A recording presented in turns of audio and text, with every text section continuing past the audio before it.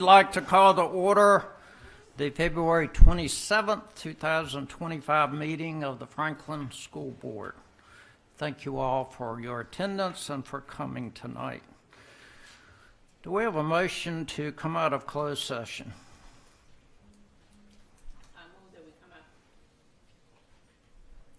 I move that we come out of closed session. Do we have a second? Any discussion? All in favor of that motion signify by saying aye. Aye. Opposed, no. Motion carries. Do we have a motion for certification? Whereas the Franklin City School Board has convened a closed meeting on this date, pursuant to an affirmative recorded vote, and in accordance with the provisions of the Virginia Freedom of Information Act, and whereas Section 2.2-3712D of the Code of Virginia requires a certification by the school board that such closed meeting was conducted in conformity with Virginia law. And now therefore be it resolved that the Franklin City School Board hereby certifies that to the best of each member's knowledge, 1, only public business matters lawfully exempted by Virginia law were discussed in the closed meeting to which this certification applies, and 2, only such public business matters as were identified in the motion convening the closed meeting were heard, discussed, or considered. Thank you. Do we have a second? Second. Any discussion? All in favor of the motion for certification signify by saying aye. Aye. Opposed, no. Motion carries. Would you stand for the pledge, please? I pledge allegiance to the flag of the United States of America and to the republic for which it stands, one nation, under God, indivisible, with liberty and justice for all. That's right.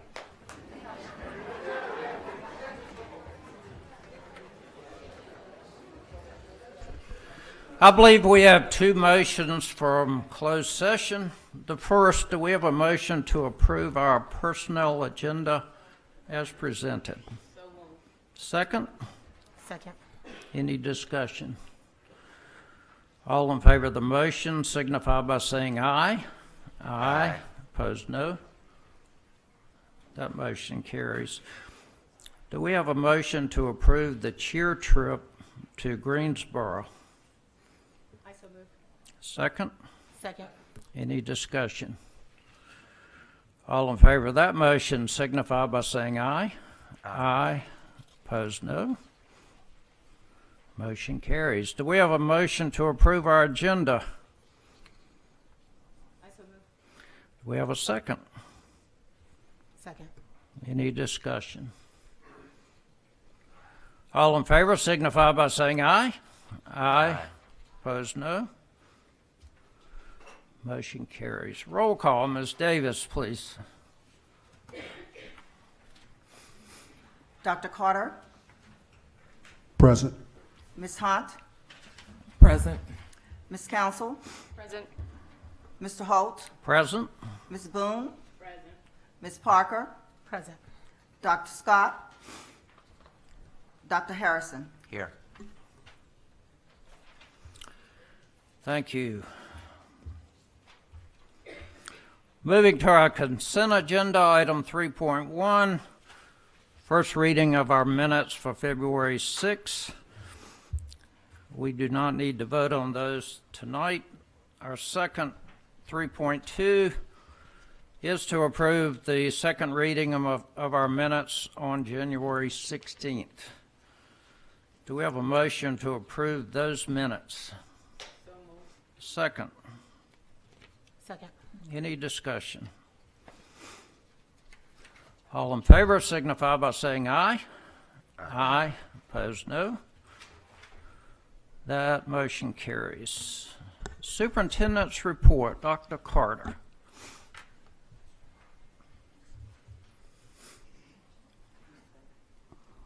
Ms. Fair.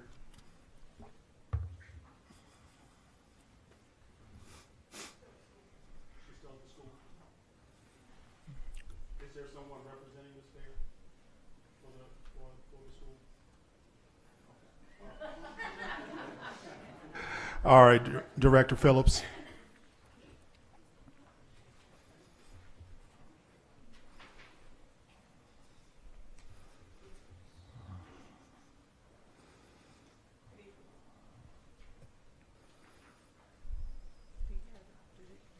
Good evening, everyone. Do they have easy 1 minute?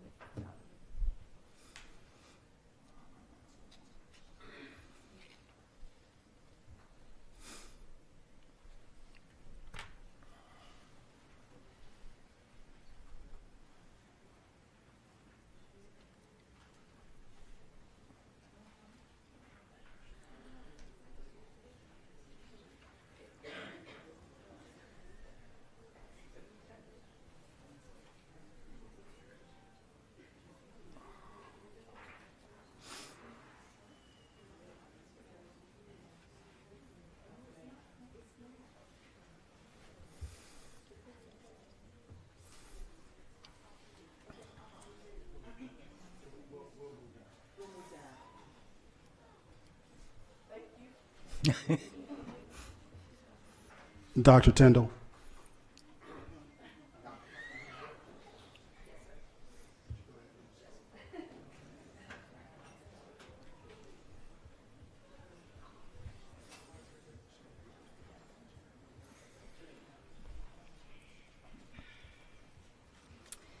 Good evening, Dr. Carter, Mr. Holt, board members, and all of our guests. I have the privilege tonight of bringing two of our outstanding students to be recognized for some of their academic excellence. We are participating with WHRO and the Regional Spelling Bee, and so we are holding two individual. We have one at the elementary school. It is planned for March the 11th, right before our touch base event. And so at the March board meeting, I will be back with our 1st through 5th graders to recognize them. But tonight we have our 6th and 8th grade winners. Unfortunately, we did not have any 7th graders who chose to participate this year, but we're going to get them next year. So we held the 6th through 8th grade spelling bee on February 17th. We had 9 students that participated. And when it came down to the end of round 7, we were down to just 2 students, a 6th grade student and an 8th grade student. So we would like to recognize them tonight.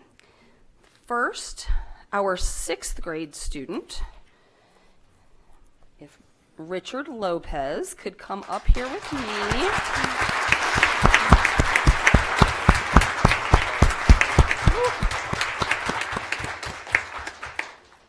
So like I said, Richard made it to the end of round 7. He told me that I picked one of 2 words that he had trouble spelling. I apologized to him, but he did an amazing job. He received one of these medals the day of the spelling bee. Sorry, the ribbon all caught up. It says spelling bee on it, so he received one of these. And tonight he's receiving this certificate of achievement that says 6th grade champion at the 2025 spelling bee.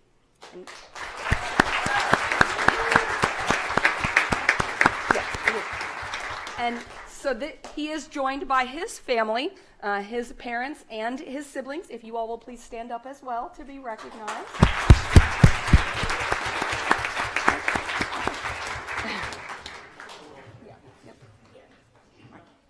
We're going to go. Don't be late.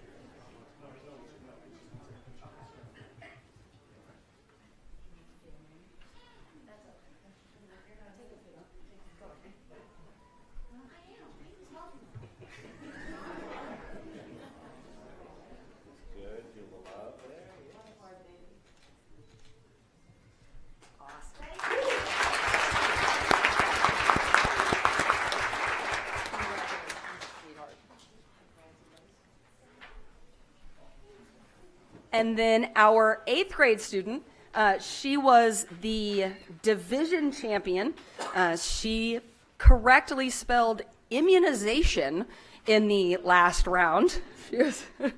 And so her certificate tonight says, awarded to Tiara Wallace, division champion at the 2025 spelling bee.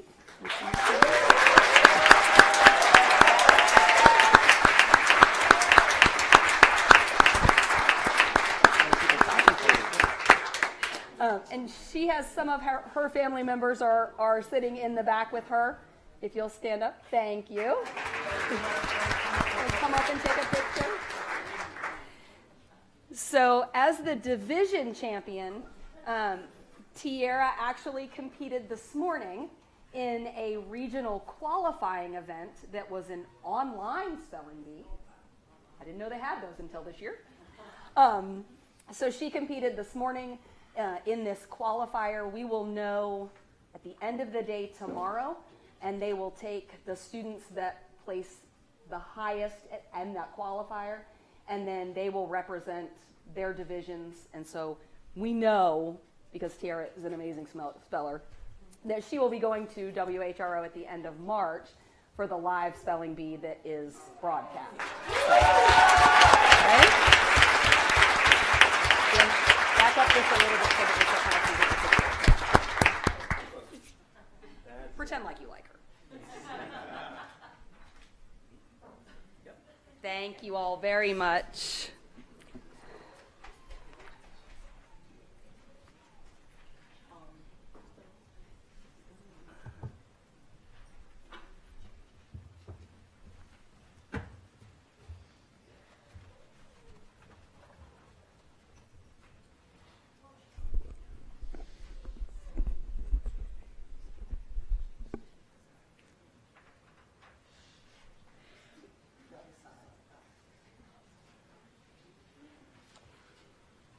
It is my pleasure to announce the Educational Foundation Awards for Outstanding Teacher and Outstanding Support Staff. First honoree is Ms. Chelsea Sutton.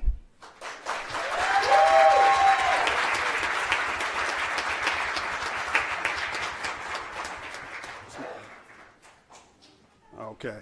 While she's coming up, I'll read Ms. Sutton's SP Morton Cafeteria Manager, deserves a recognition as an exceptional member of our support staff. She works tirelessly to ensure that all of our students are fed, making a concerted effort to guarantee that no child goes hungry. Mrs. Sutton is gentle with students and genuinely cares about the well-being.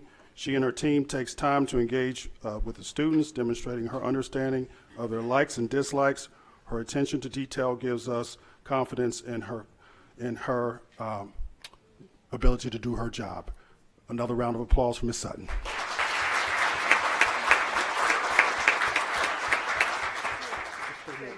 Stay here because we're going to take a picture of everybody together. All right. Our next honoree is Mr. Frank Davis.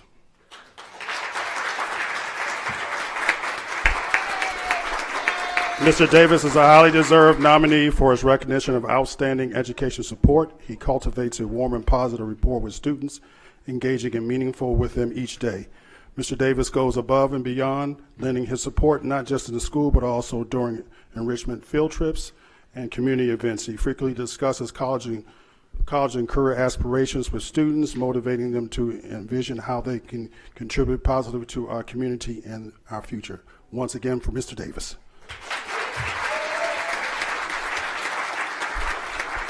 Our next honoree is Ms. Hannah Bauer.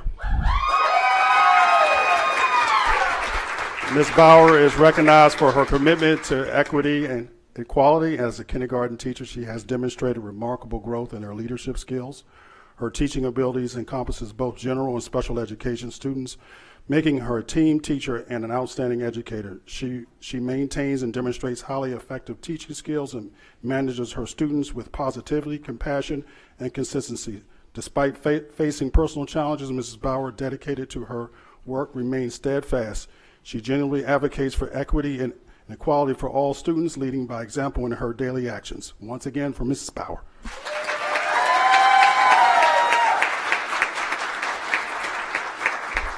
Our next honoree is Miss Susan Bly.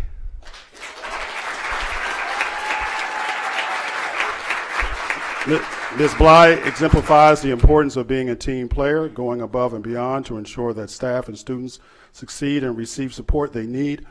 All who interact with her feel encouraged, valued, and buoyed up.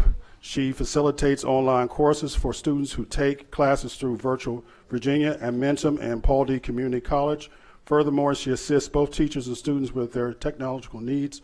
Additionally, she serves as our lead examiner for students requiring special accommodations during testing. She is an invaluable member of our team. Once again, Mrs. Bly.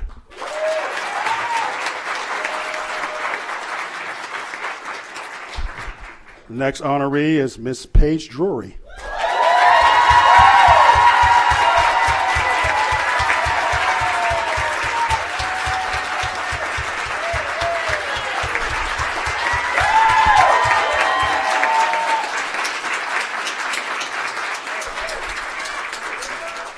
Ms. Drury is a positive face and background support of all students, staff, teachers, and faculty at Franklin High School. She interacts warmly and respectfully with all, creating an inviting atmosphere in her main office and a place where all know they can be heard and helped. Her competence and organizational skills keep FHS running smoothly. Many don't realize the hours she devotes to make FHS successful unless they drive by daily at her 5:30 a.m. and see her solid car, the only car parked out front. Most of it all, she is a believer. She exudes a belief in the goodness of all and the possibility of success. Then she puts her efforts beyond that belief. Give it again for Ms. Drury.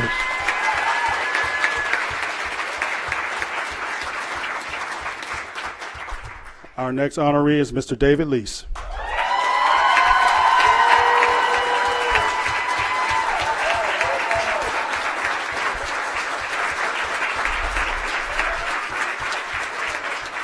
Mr. Lease is another remarkable candidate for the Franklin City Education Foundation.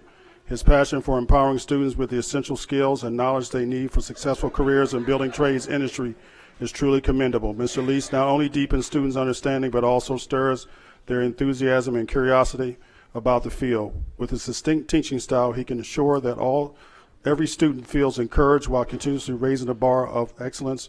With each project, he approaches and creates a vibrant learning environment filled with excellence. Once again, Mr. Dave Lease.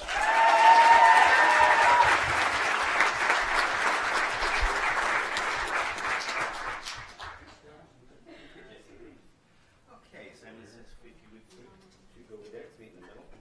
Find there. Bring it in here. Okay.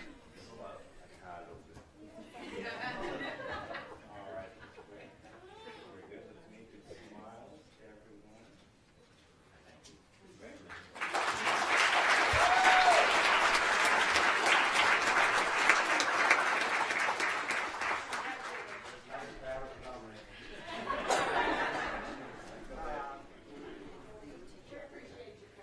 Dr. Minor, Teacher of the Year.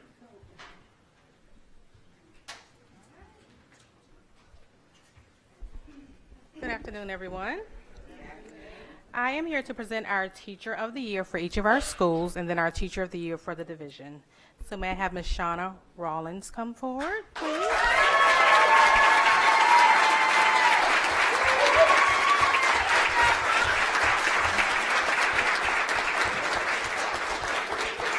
Mrs. Rollins' certificate reads, Teacher of the Year, JPK, Career and Technical Education Academy. In recognition of your exceptional contributions as a high school business teacher and dedicated sponsor of Future Business Leaders of America, FBLA, we proudly present you with this Teacher of the Year certificate. Your commitment to excellence in education is evident through your outstanding achievements. You have meticulously planned and developed curricula for various business needs of your students. Your innovative approach prepares them for success in their future careers. Your instruction in subjects with essential knowledge and skills. You inspire them to explore their interests and pursue further studies in business, fostering a passion of lifelong learning. You evaluate student performance through assessments, assignments, assessments, tests, projects, providing constructive feedback and supports their growth and development. Your commitment to their success is reflected in their achievements. As an FBLS sponsor, you provide invaluable educational programs that enhance members' business with skills and knowledge. Your leadership empowers students to excel in competitions and develop real-world skills. Your dedication to fostering the next generation of business leaders is truly inspiring. Thank you for your unwavering commitment to your students and community. Ms. Rollins.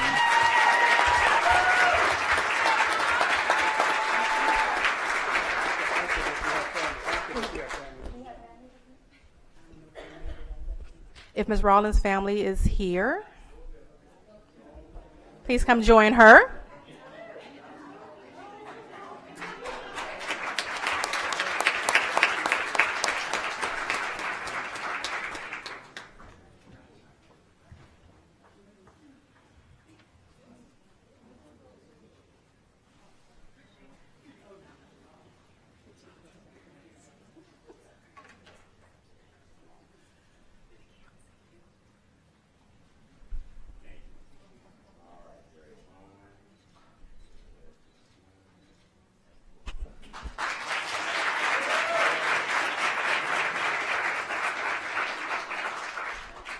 Ms. Shonda Turner and family, please join me.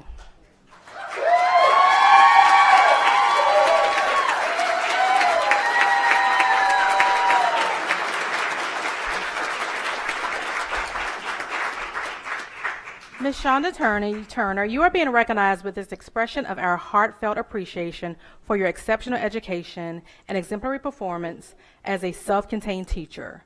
Your ability to deliver all subjects to a single class while ensuring a cohesive and supportive learning environment is truly commendable. Your specialized instruction, tailored to meet the diverse needs of your students, has made a significant impact, particularly for those facing substantial learning challenges. The focused curriculum you provide is designed with their unique needs in mind, fostering growth and confidence. Thank you for your unwavering commitment to creating a nurturing and effective learning atmosphere. Your efforts make a difference in the lives of your scholars. Thank you.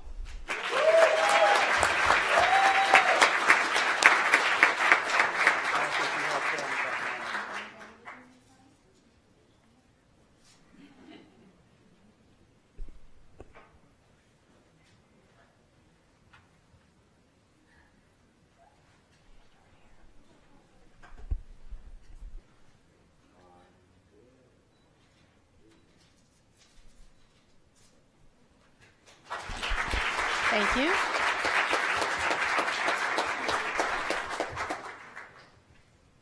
Franklin High School, Ms. Sharita Long.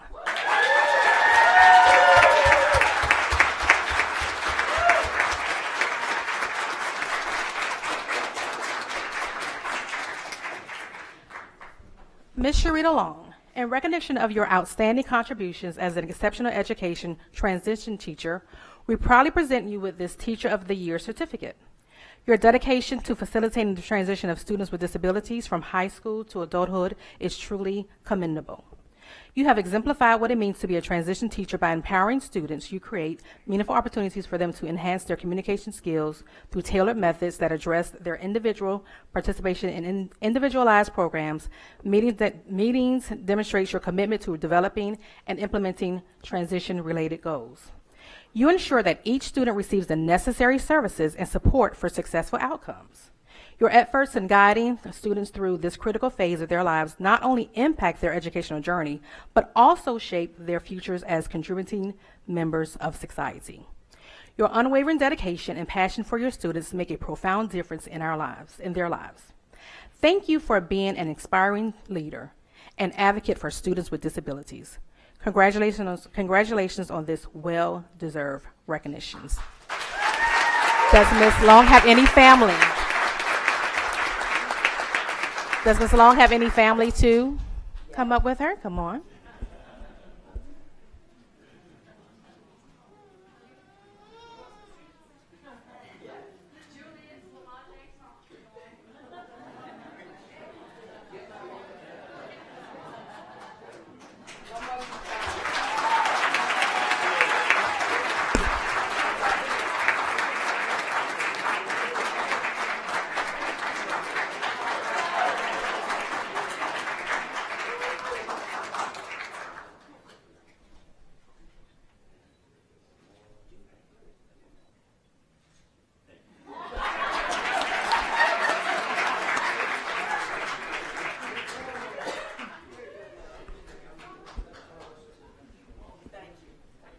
Mr. Holt, Division Teacher of the Year. Lastly, we have our Teacher of the Year, and I'll read the proclamation. Whereas the Franklin City Public School Teacher of the Year Award recognizes the exceptional efforts of one outstanding teacher within the division, awarded to an FPCS teacher who exemplifies teaching with passion, leading with conviction, and serving the community every day. And whereas Franklin City Public Schools honors Shonda Rollins, a business teacher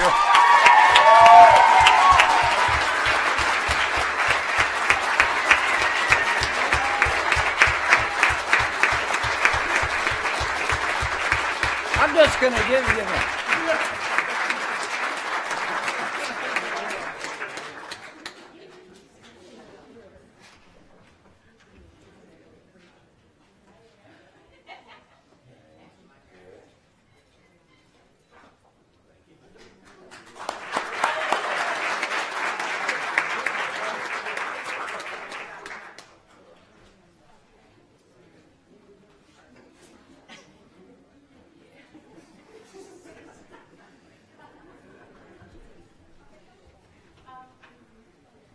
Our Teacher of the Year would like to make a speech. 2 minutes, give me 2 minutes. I'm truly honored and humbled to receive this award. Teaching is not just a profession for me, it's a passion. Every day, I have the incredible opportunity to inspire, challenge, and learn alongside my students. I always tell my students that when they're deciding about their career paths, think about what that is that you would do for free, but that you can also make some money, okay? Then I get them to research that, because that's your passion, and it won't feel like you're working. I also challenge them to learn something new every day of your life. Learn something new. This award is not just a reflection of my efforts, but a testament to the amazing colleagues, directors, administrators, and of course the students that we serve. Because teaching is a team effort, and I share this recognition with every educator who dedicates themselves to shaping these young minds. It can be very challenging at times, but when you see the students experiencing success, that's the reward right there in itself. So thank you, Franklin City Public Schools, especially my colleagues at JPK CTA and FHS, and everyone who supports education. This makes my 15th year with Franklin City Public Schools, and this is my first time receiving such an honor, and I'm truly grateful. Thank you.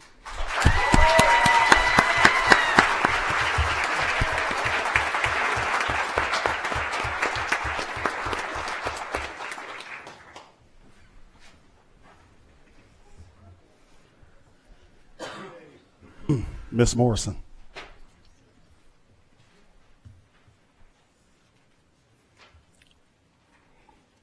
Dr. Carter, school board,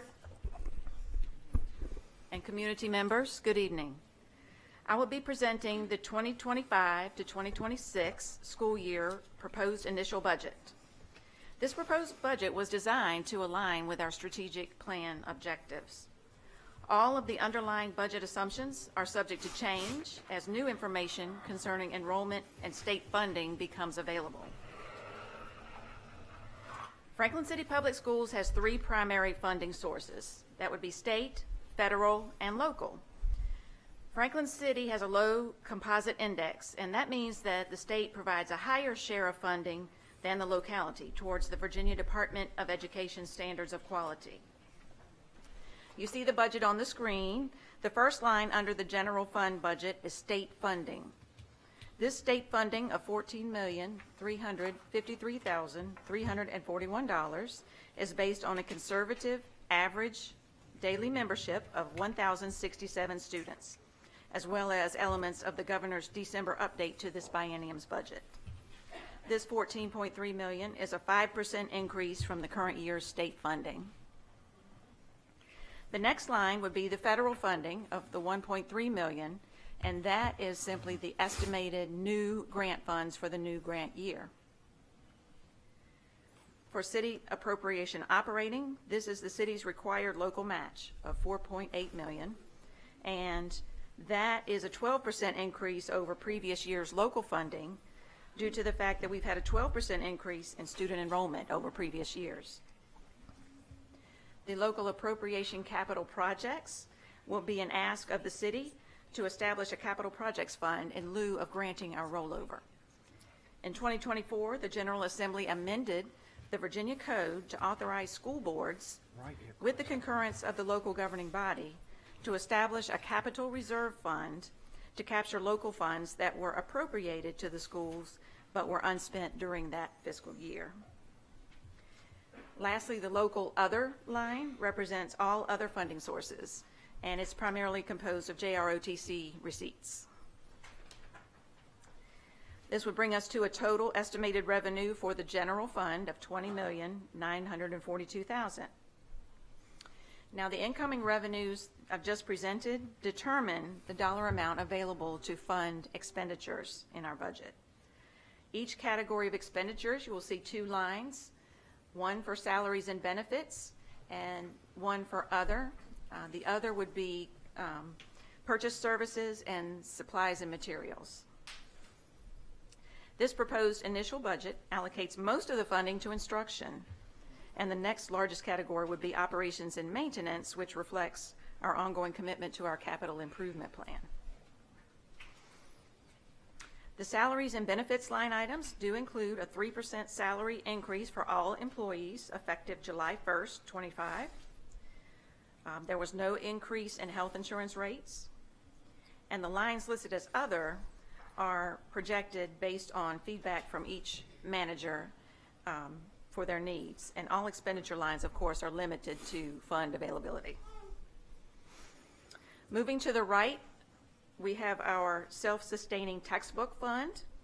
The state and local funding amounts are calculated directly from the state, and this $165,000 will be used for new textbooks as those needs arise, and those funds will be carried over to the following year if they're not expended during the school year.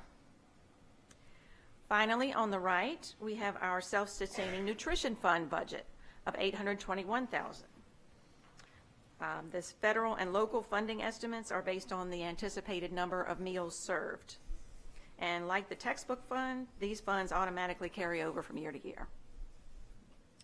So the general fund, the textbook fund, and the nutrition fund combined come to a total budget of $21,929,154.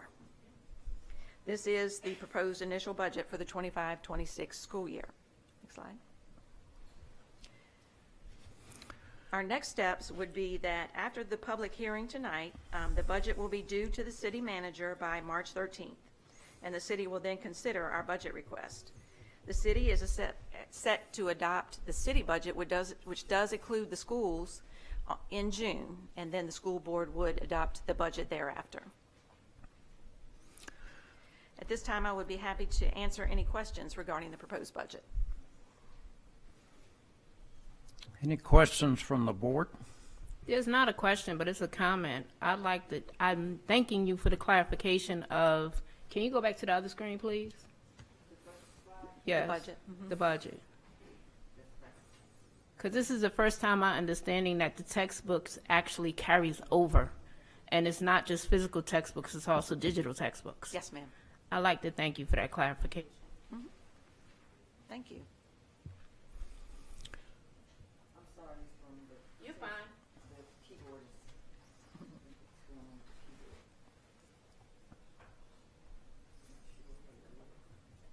Okay.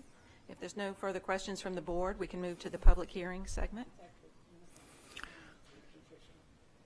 We'd like to open the meeting to public comment on the budget only. So if you have some comments that you would like to make regarding the budget, please step forward and speak into the microphone.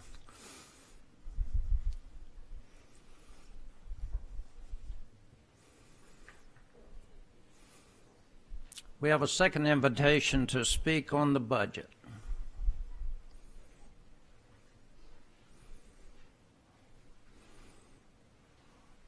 I have to ask this 3 times, so do we have anyone who would like to speak on the budget? Yes, I would like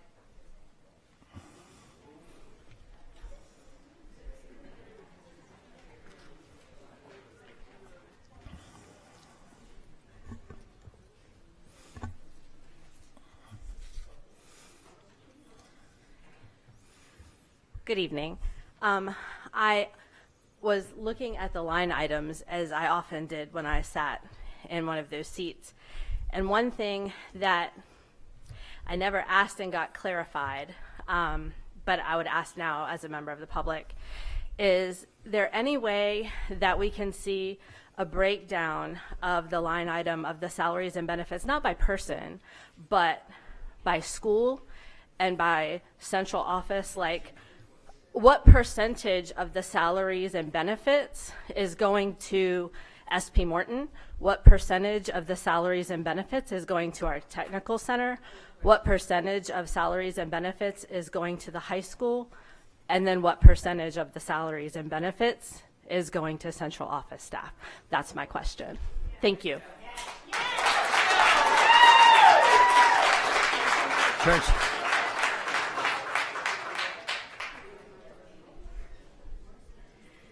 Thank you, Ms. Johnson, for that question. It's a good question, and we do have the answers to those. I don't have them available right this minute, but we are able to break out salaries and benefits by each school and central office. If you will go back to the budget slide, please.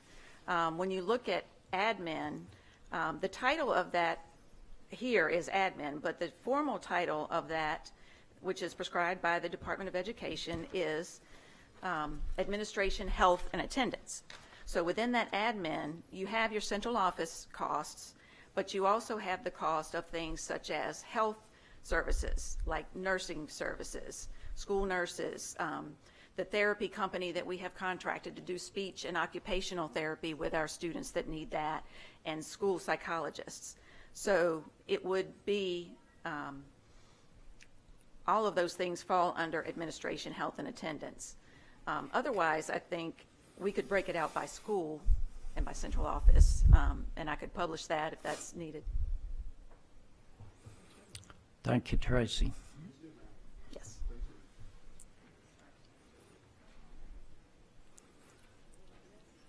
Any other comments?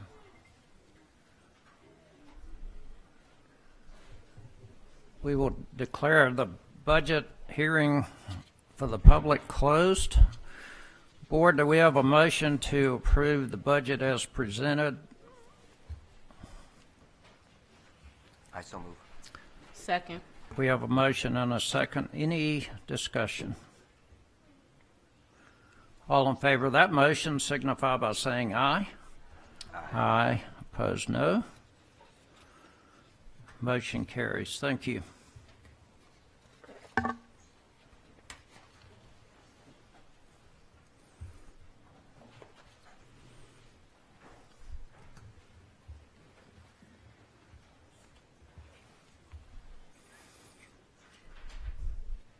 Good evening, Board. Dr. Carter.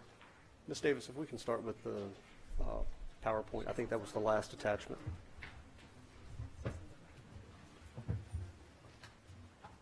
want to start with the operations update? Yes, ma'am.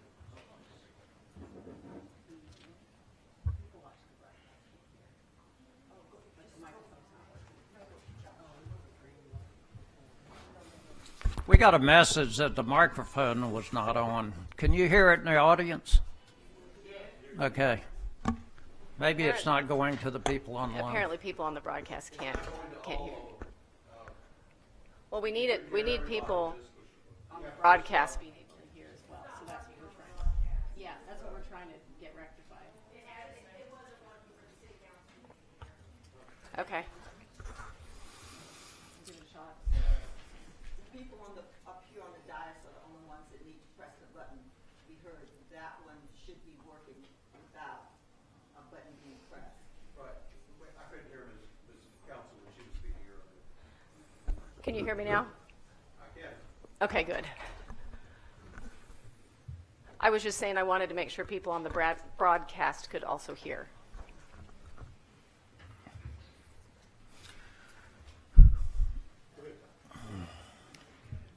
Good evening again, Board. Want to provide you with an update on where we are with Mod C. I'm pleased to share that we did pass final inspection on Tuesday, February 18th, and now we're waiting for the city to provide us with a certificate of occupancy. We believe that that is on the cusp of happening, and so the maintenance team will be finalizing moving teacher belongings tomorrow. So we're very, very excited to be able to move into this space very shortly.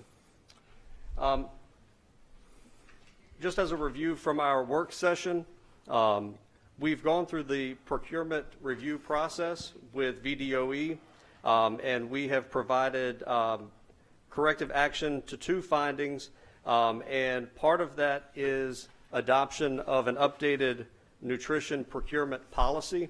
And so that is presented to you this evening for second read, if the board would entertain a motion.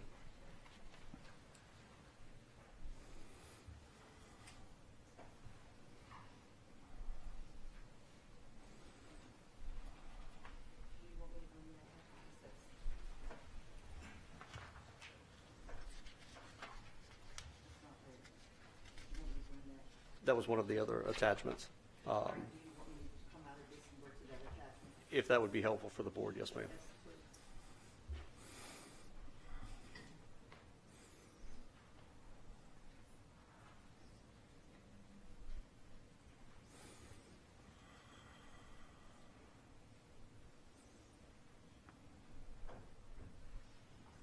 So again, this template was provided by VDOE, and we made sure that it spoke to the structure within FCPS, but this was something that was templated for us by VDOE.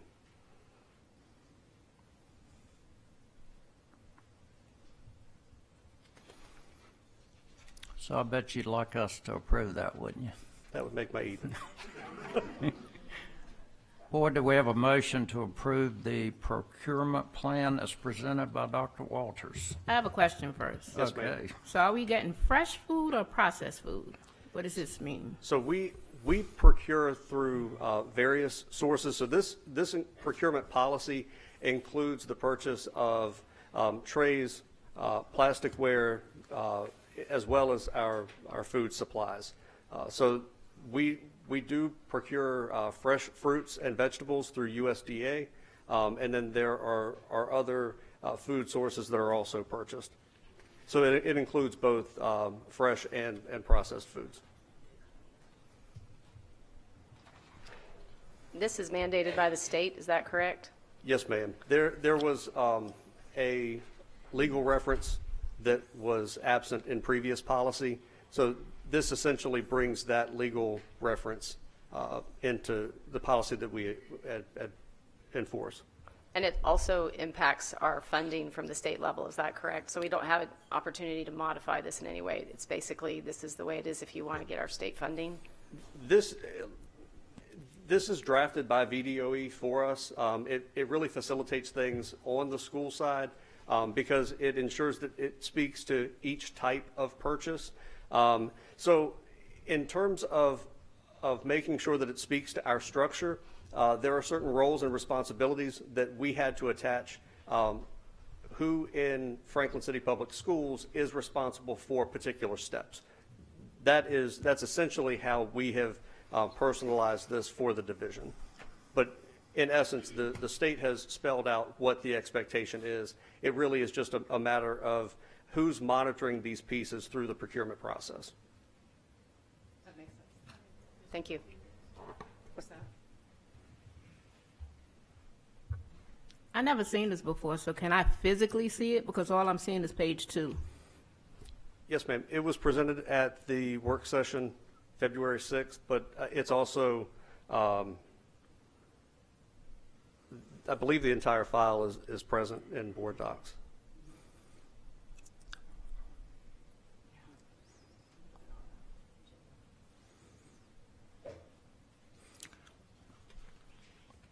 This is actually a second reading, correct? Yes, sir. Do we have a motion to approve? I move to approve as presented. Do we have a second? Second. Any abstentions? All in favor signify by saying aye. Aye. Opposed, no? No. One no. Any abstention? I have to abstain. Sure. One abstention. Motion carries. Thank you, sir. Yes, sir. And lastly, this evening, I'm pleased to present to the board a draft academic calendar for the 25-26 school year. If we can go back to the slides, the operations update, Ms. Davis.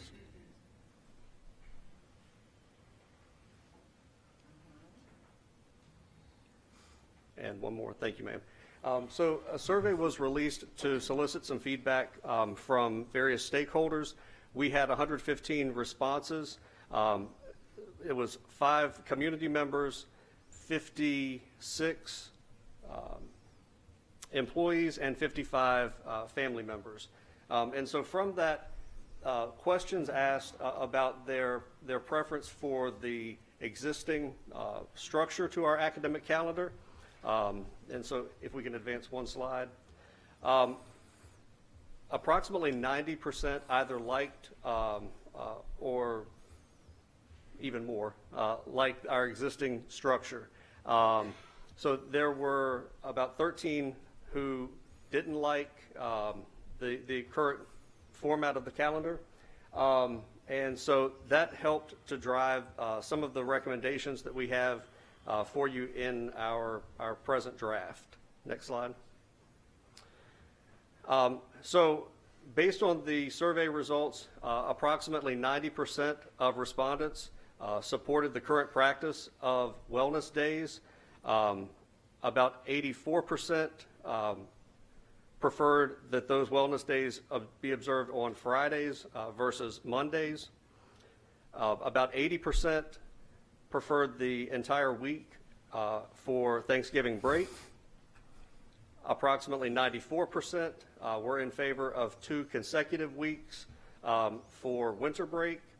And then one question that came out of the discussion from the calendar committee was about utilizing the current early dismissal day for Franklin High School, transitioning that into a virtual learning day to provide teachers at J.P. King and Franklin High School with the same opportunity for professional development and parent-teacher conferences as we have at the elementary school this year. And with that structure, we would continue to earn, we would accumulate our typical seat hour. It would count as a full instructional day for our students. And so that was explained in the question. We had approximately 75% of respondents in favor of that switch from the early dismissal day to a whole day virtual day for Franklin High School. Next slide. So highlights from the proposed draft include continued Wellness Fridays, again being observed on Fridays, the entire week out for Thanksgiving break, 2 consecutive weeks for winter break, and changing the early release day for Franklin High School to a whole virtual day. So that will occur 4 times per semester. One of the benefits, one of the additional benefits of this is that we're going to be able to bank additional time for our high school, which has been an issue in the past. So it's going to ensure that we have sufficient time when we have inclement weather, as we've had recently. It's also going to allow us to shorten classes by about 5 minutes each, which will shorten the instructional day by 20 minutes.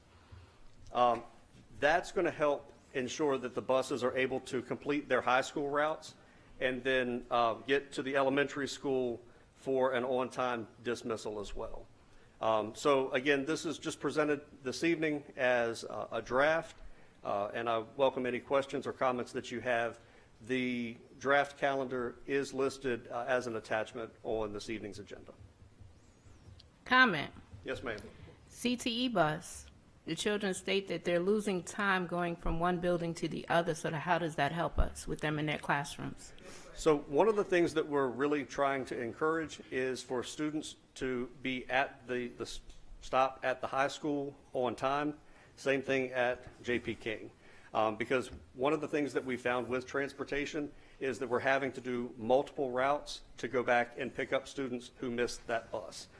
So that is one of the things that we're hoping to smooth out as we move forward.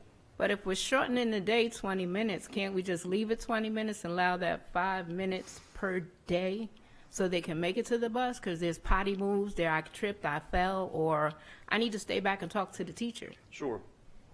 That could be an option.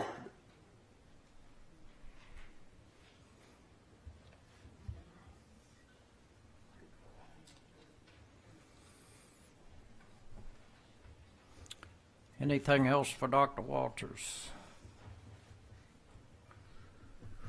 Thank you, sir. All right, thank you.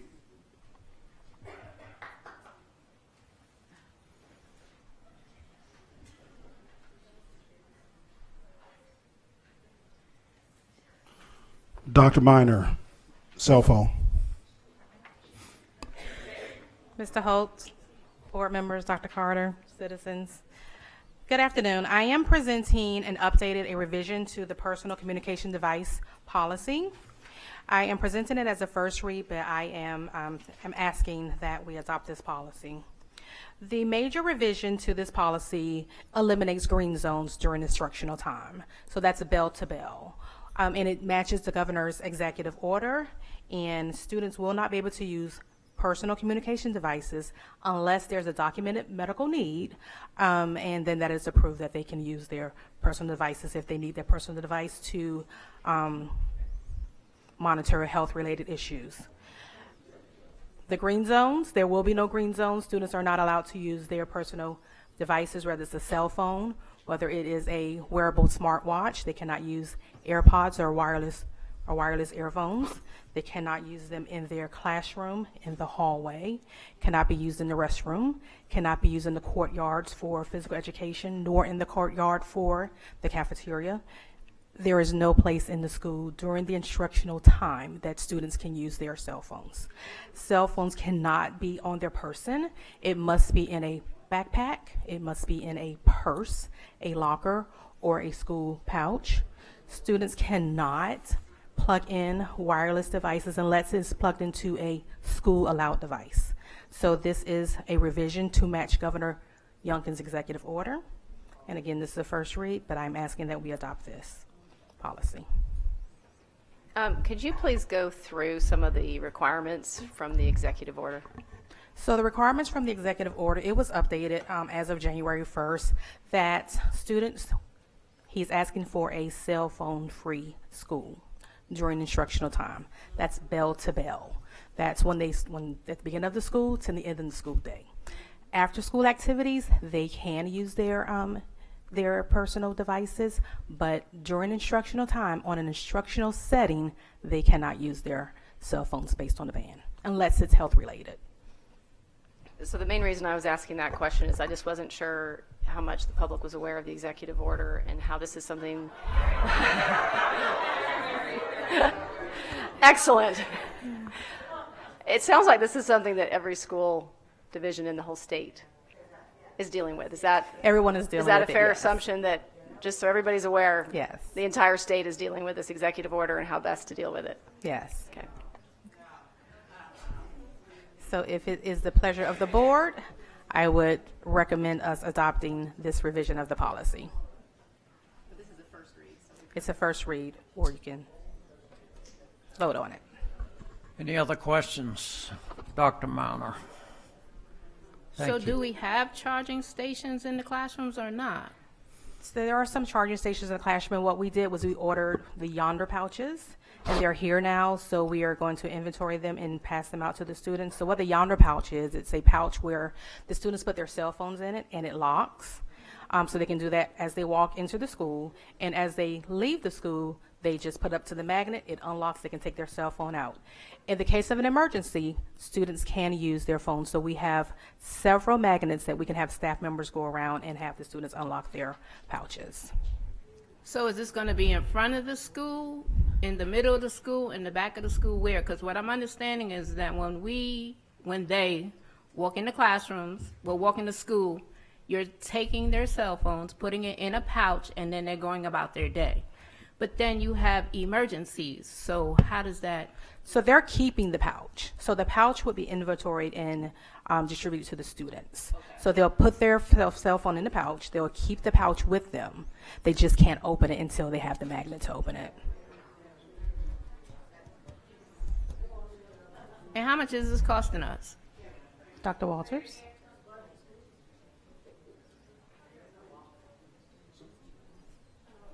We purchased about 575 pouches for implementation at the secondary level, and that is approximately $20,000.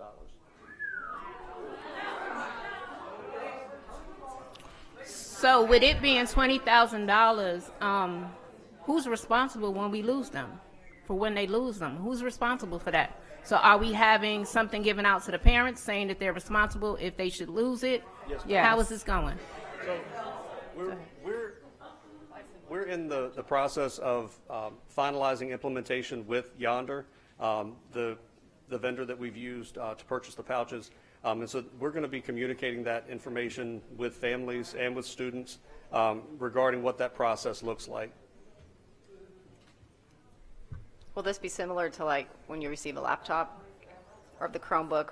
Yes, ma'am. So the pouch will be specific to the student. And again, the students will be keeping the pouches on their person through the entire day. They'll be able to access that as they dismiss school in the afternoon. The case that Dr. Miner was alluding to, some of our students are diabetic and they monitor their blood sugar through the phone. And so in those cases, we want to make sure that students have access to their communication devices to be able to monitor that. And those pouches don't have a lock. Well, not only that, as far as I do know, is that our nurses are also supposed to have a work phone, and there's supposed to be permission between the parents and the nurse that she also gets a response when the blood sugars are low. So that would save us when you're saying about putting something in a lockbox or whatever it is you just said. So, okay.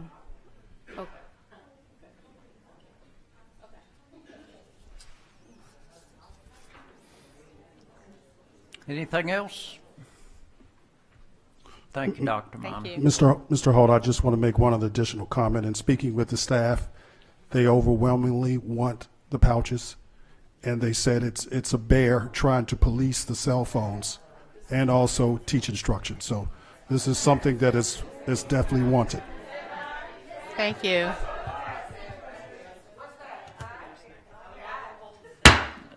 Please, in the audience. Anything else, Dr. Carter? No, sir.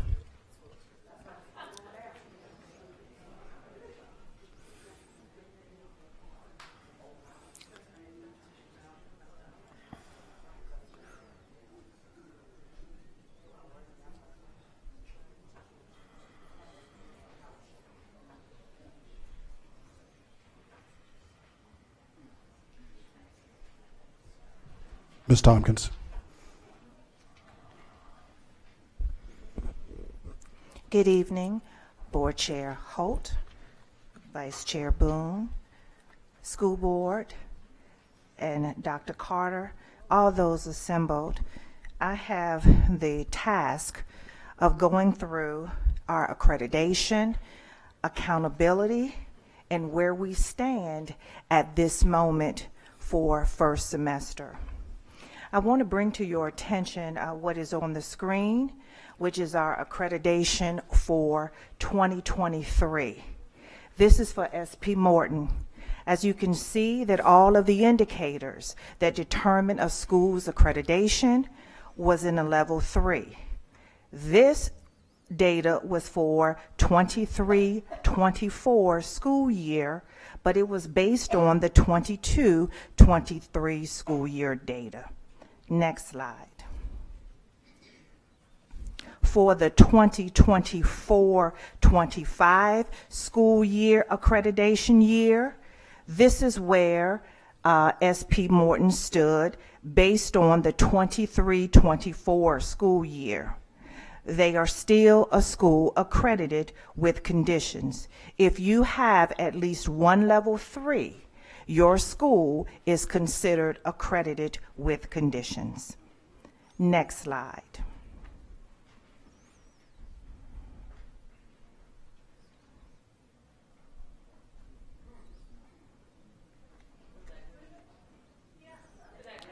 Franklin High School, 23-24 school year based on 22-23 school year data. You can see that there are more green than there are red. However,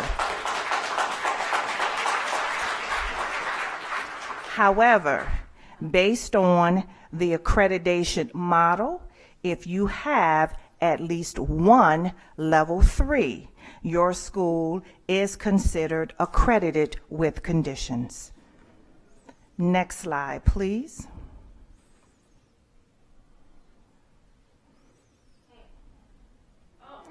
This is for accreditation year 24-25 based on the data from 23-24. This academic year is what this data will be considered as current. However, this school, based on the 3 level 3s, this school for this current year is considered accredited with conditions. Next slide, please. So as we take a look at our current data, this is a first attempt, first semester. This is where there are no retests data shown. As of this first semester, we had a total of 418 tests. That does not mean that we tested 418 students. It means that the total number of tests equaled 418. Some students took 2 assessments. Some may have taken 3. However, if you look at our scores, Algebra 1, pass rate, first attempt, no retests, 25%. Algebra 2, 31.8%. Biology, 13%. World history, 53.1%. U.S. and VA history, 0%. Geometry, 33.3%. English reading, 48%. English writing, 35.7%. 8th grade science, 8.1%. And civics and economics, 12.5%. Out of the 418 tests, we have 175 students who would be eligible to take a retest. Next slide, please. Now, as of February 11th, which is what this data is based on, includes retests as well as summer school scores first semester. As you can see at the bottom, we have an overall score for math, 64%, English, 56%, science, 27%, and social studies, 56%. This is where we stand currently with those who are retesting. Next slide, please. So if we take a look at some of the attempts, this gives us a window into how many times our students are taking SOL tests to get a verified credit, which is required for graduation. A student must have 5 verified credits, 1 in reading English, 1 in English writing, 1 in math, which can be Algebra 1, 1 in biology or a science, and 1 in history. As we move forward through the presentation, the state has changed which one of these particular assessments will be counted in the accreditability model. So as you can see, we have the number of failed attempts. We have to monitor how many times students take an SOL. As you can see from this data, some students have taken assessments 5 or 6 times and have not passed those assessments. And one of the things that we have focused on is that the mastery of the content the first time is the best bet for students to be on track for graduation. And moving forward with this new accountability model, it is going to be imperative that our students are first-time test takers and that we get that information correct for them, because accreditation will be cohort-based as we move into the new accountability model. Next slide, please. This is the retest for English and social studies. You can see in the middle, it shows you on my left how many failed attempts, how many total attempts to the right, and in the middle, how many pass. And this is just a snippet of how we measure how many times our students are taking the assessment. And some of them have passed the course but did not pass the SOL and have to take the assessment after they have completed the course. However, they do receive remediation, but it is easier to remediate a student when they are still in the course as opposed to remediating those students when they're removed, when they have passed the course and are far removed but did not receive a verified credit. Next slide, please. So what are the opportunities for intervention are provided for our students? I won't read all of these as you can see on the slide. We have summer programs, we have the SOL Academy, we have all-in tutoring that we have now added pre-K through 3. Before, the grant was only for grades 3 through 8, but we have a school improvement grant from the state, which has allowed us to add pre-K through 2 as part of our remediation program. We also use Enrichment Fridays to ensure that students at the high school level have the opportunity for enrichment, for remediation, in preparation for assessments. And as you can see, the other computerized based programs that we have at our schools that offer students also opportunities for real-time interventions. Next slide, please. So as we move into the new accreditation model, it's tasked now as accreditation and accountability.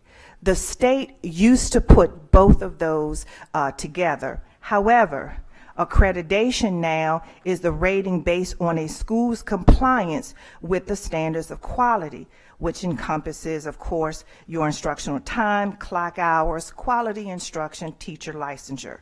The accountability model moving forward is now based on the student's performance on SOL tests, chronic absenteeism, a smaller percentage is based on growth, and your cohort graduation. Next slide, please. So we move now to a point system. Instead of a school being considered accredited with conditions, the school will have distinguished, on track, off track, needs intensive support. So those are how you will get your accreditation markers moving forward. Next slide, please. So if you take a look at how we are going to weight those, as you can see, mastery is what's going to have the highest rate, not growth. So students have to master the content, which means they have to pass the SOL with a 400 or better. They do get a point system, so students who are considered advanced will have a 1.75 point system. If they are proficient, I'm sorry, to be the 1.25 if they are considered advanced. That's a 500 or better. 400 will be 1.10. So if you move forward, we have to make sure that we are preparing our students to master the content, not depending on growth and not depending on retests to get our students where they need to be. Next slide, please. So we have a special school. It's a middle school, high school combination. And as you can see on the slide, there is a mastery, 15% for reading, 15% for math. And now we have, instead of a 4-year cohort graduation rate, we're now looking at 6 years because we are now having to track kids for 2 years after graduation. This is called the 3 E's: enlistment, enrollment, or employment. So students who go into our armed forces, they pass the ASVAB test, they are employed because they have a CTE credential, or they enroll in college.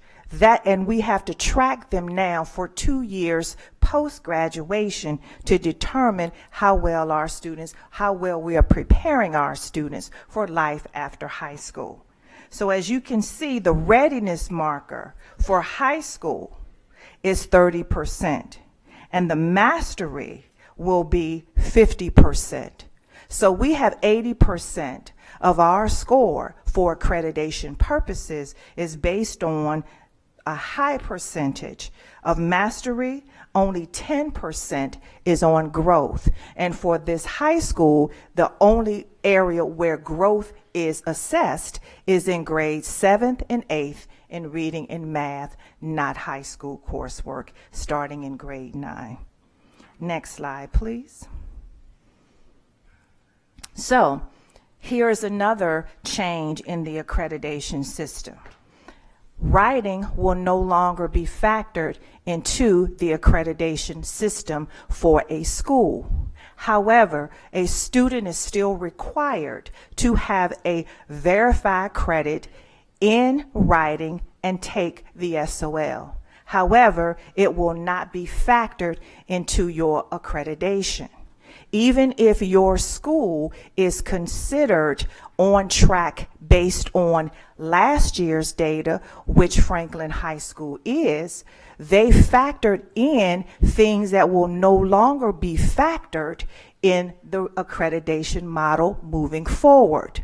Writing will no longer count towards your accreditation score. Biology will only be the science that will count towards your new accreditation model. It will not be chemistry. It will not be earth science or any other sciences. However, if a child fails biology and takes chemistry because they are going for the advanced diploma, that child can take the chemistry SOL, pass it, and they will receive their verified credit, but we will receive no points because it is not biology. It will go over for the student, but it will be factored as a failure for the school. And Algebra 1 will be the only math that will be accepted for your math verified credit unless a child takes Algebra 1 in the 8th grade, then their first math is what will be used for their verified credit and will go with the school for accreditation purposes. So for example, if my child is in the 8th grade and he or she takes Algebra 1 and passes the SOL, that's great. But that child, for federal accountability, will have to take a math SOL at their first time as a 9th grader.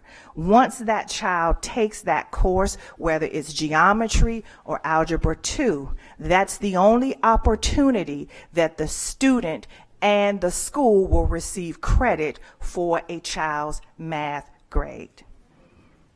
So these are some changes that the state has put together to determine your accreditation status in a school.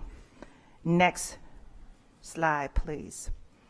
So I know that was a lot of information and a lot of changes to the accreditation and accountability model. I would entertain any questions at this time. So I have a question. Do we have any way to extrapolate where we were and where we would be in the new system? Like last year's data, can we put that in today's system and say this is where we're gonna be? So it has been done, and the state has taken the data from the 23-24 and put it into a database. And so Franklin High School would be an on-track school at 81.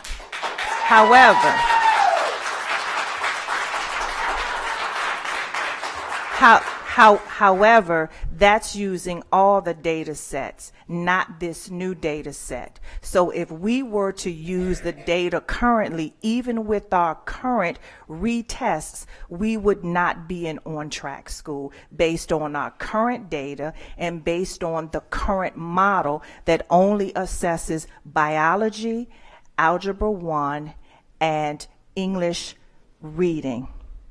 We would be an off-track school. So when is this implemented? So it should be going into effect 25-26.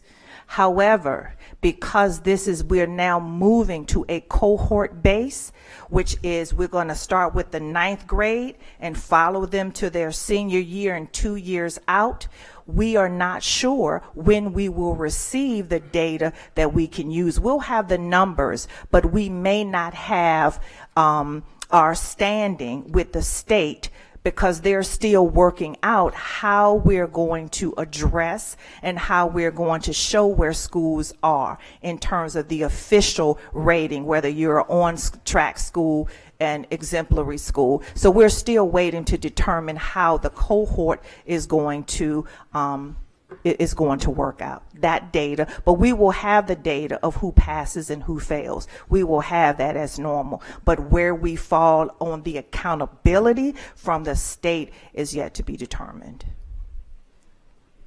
Out of the 175 retakes, how many of them are seniors? Is there a percentage? There is a percentage. I do not have that number at this time, but we do have quite a bit of seniors who are on our retake list.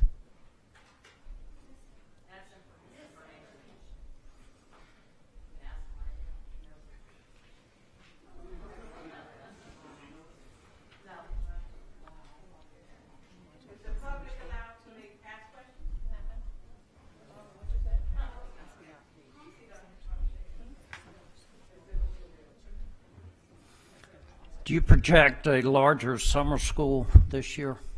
Yes. And that's because of the test scores, SOL?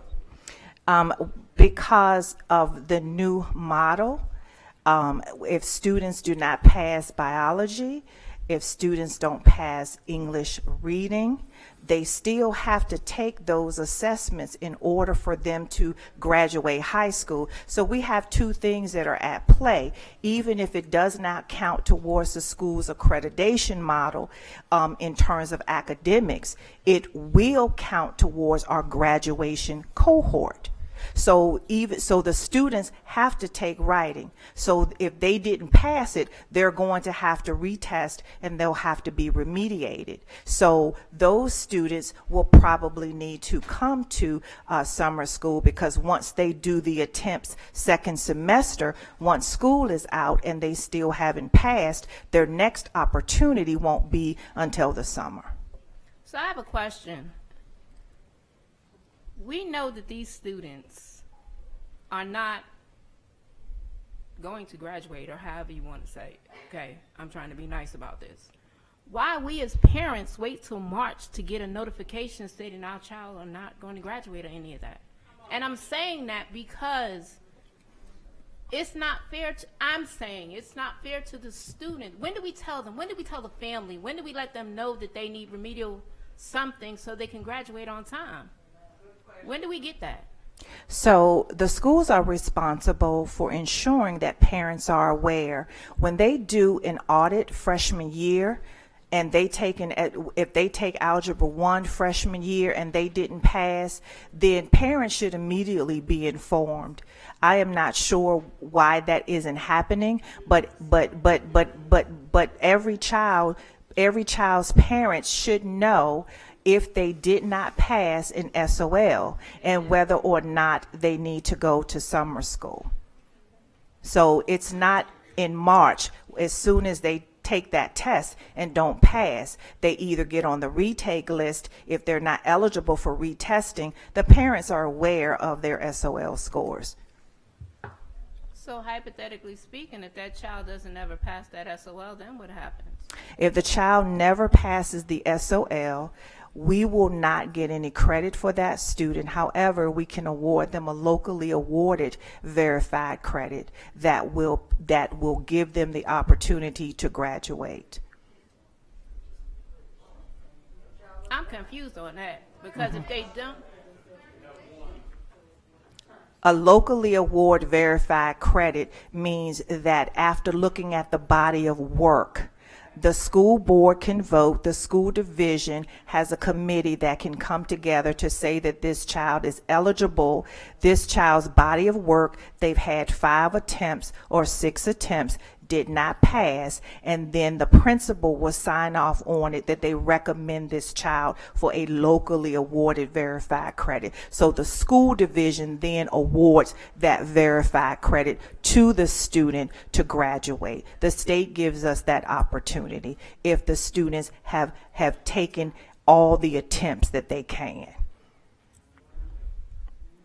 And that's been around for a very long time. see my face. Hmm? We just never used that. Yeah. We've never done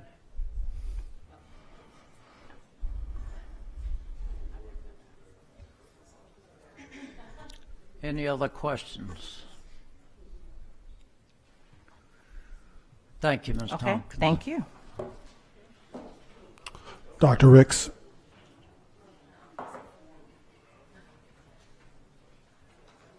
Good evening. CTE is first.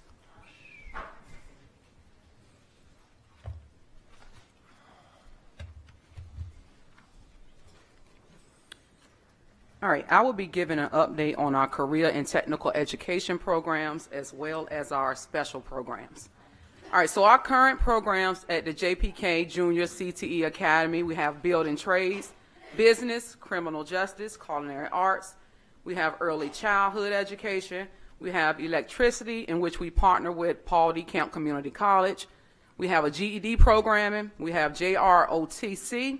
We have jobs for Virginia graduates, which is JVG, marketing, nursing aid, welding at Camp Community College, and we also have world languages now at the academy. Okay, so one of the main focus that we focus on with our career and technical plan is our high-quality work-based learning areas. So we really have increased our students in the programs, increasing their hours in job shadowing, service learning, school-based enterprise, and clinical experiences as well. Next slide. So as you can see here, some of the highlights with our community partnerships, you can see there we have Fred's Police Department. Our students also partner with the Maintenance Department for our division, Bronco Federal Credit Union, East Pavilion, Southampton County Sheriff's Office. Some of our school-based enterprises this year, Bronco Construction. We also have, you can see there are several school-based enterprises right there at our academy. Also, all of our programs this year have established clubs, and these clubs give our students additional national opportunities. It gives them opportunities for scholarships and experiences that are outside of Franklin, and they are sponsored by the teachers who actually run the programs. Next slide. All right, again, here you will see a lot more of our highlights as it pertains to our CTE programs, building and trades here. Our students were able to complete service learning projects, not just building and trades, also in criminal justice, culinary arts. For the first year, all of our students with disabilities were able to complete a service learning projects in the culinary arts program. They did a wonderful job. The community came out. We had parents to come out and support them. We also had staff. So they were able to, obtain the qualification for service learning. And we're glad to offer them that opportunity. Next slide. Also, we had a nursing student, again, who partnered with East Pavilion and received over 40 hours and are preparing to take the CNA exam. Our early childhood education program, our students actually traveled to SP Morton to begin to have hands-on experiences working in the pre-K through first grade classrooms and just being able to work with teachers and teach the students as well. We've had a host of speakers to come out to our academy and actually talk with our students and give them real life experiences about what they do, what they see, what they will see every day, and they were able to ask questions as well. They have gone on several field trips.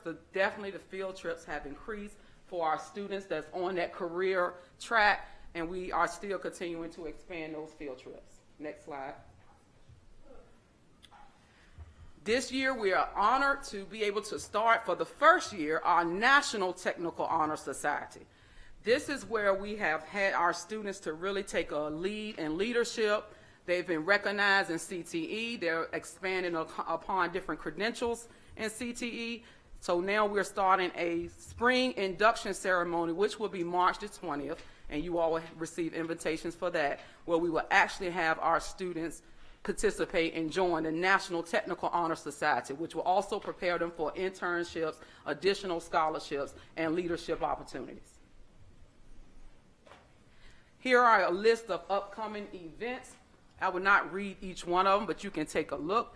The one I want to highlight, two major events that's coming up is the MEAC Educational Day, and that has been available for open to all of our senior class of 2025. And I believe they're still signing up for that opportunity, but they actually go to the scope, and it's a whole day of live interviews. There's multiple companies there. They get to interact with different companies, and they also get to attend a game that afternoon. So that is a full day. We have chaperones dedicated to that day, and this is definitely a great opportunity for our senior class. May the 15th is our Career Expo, is our grand opening for the Pearson Center.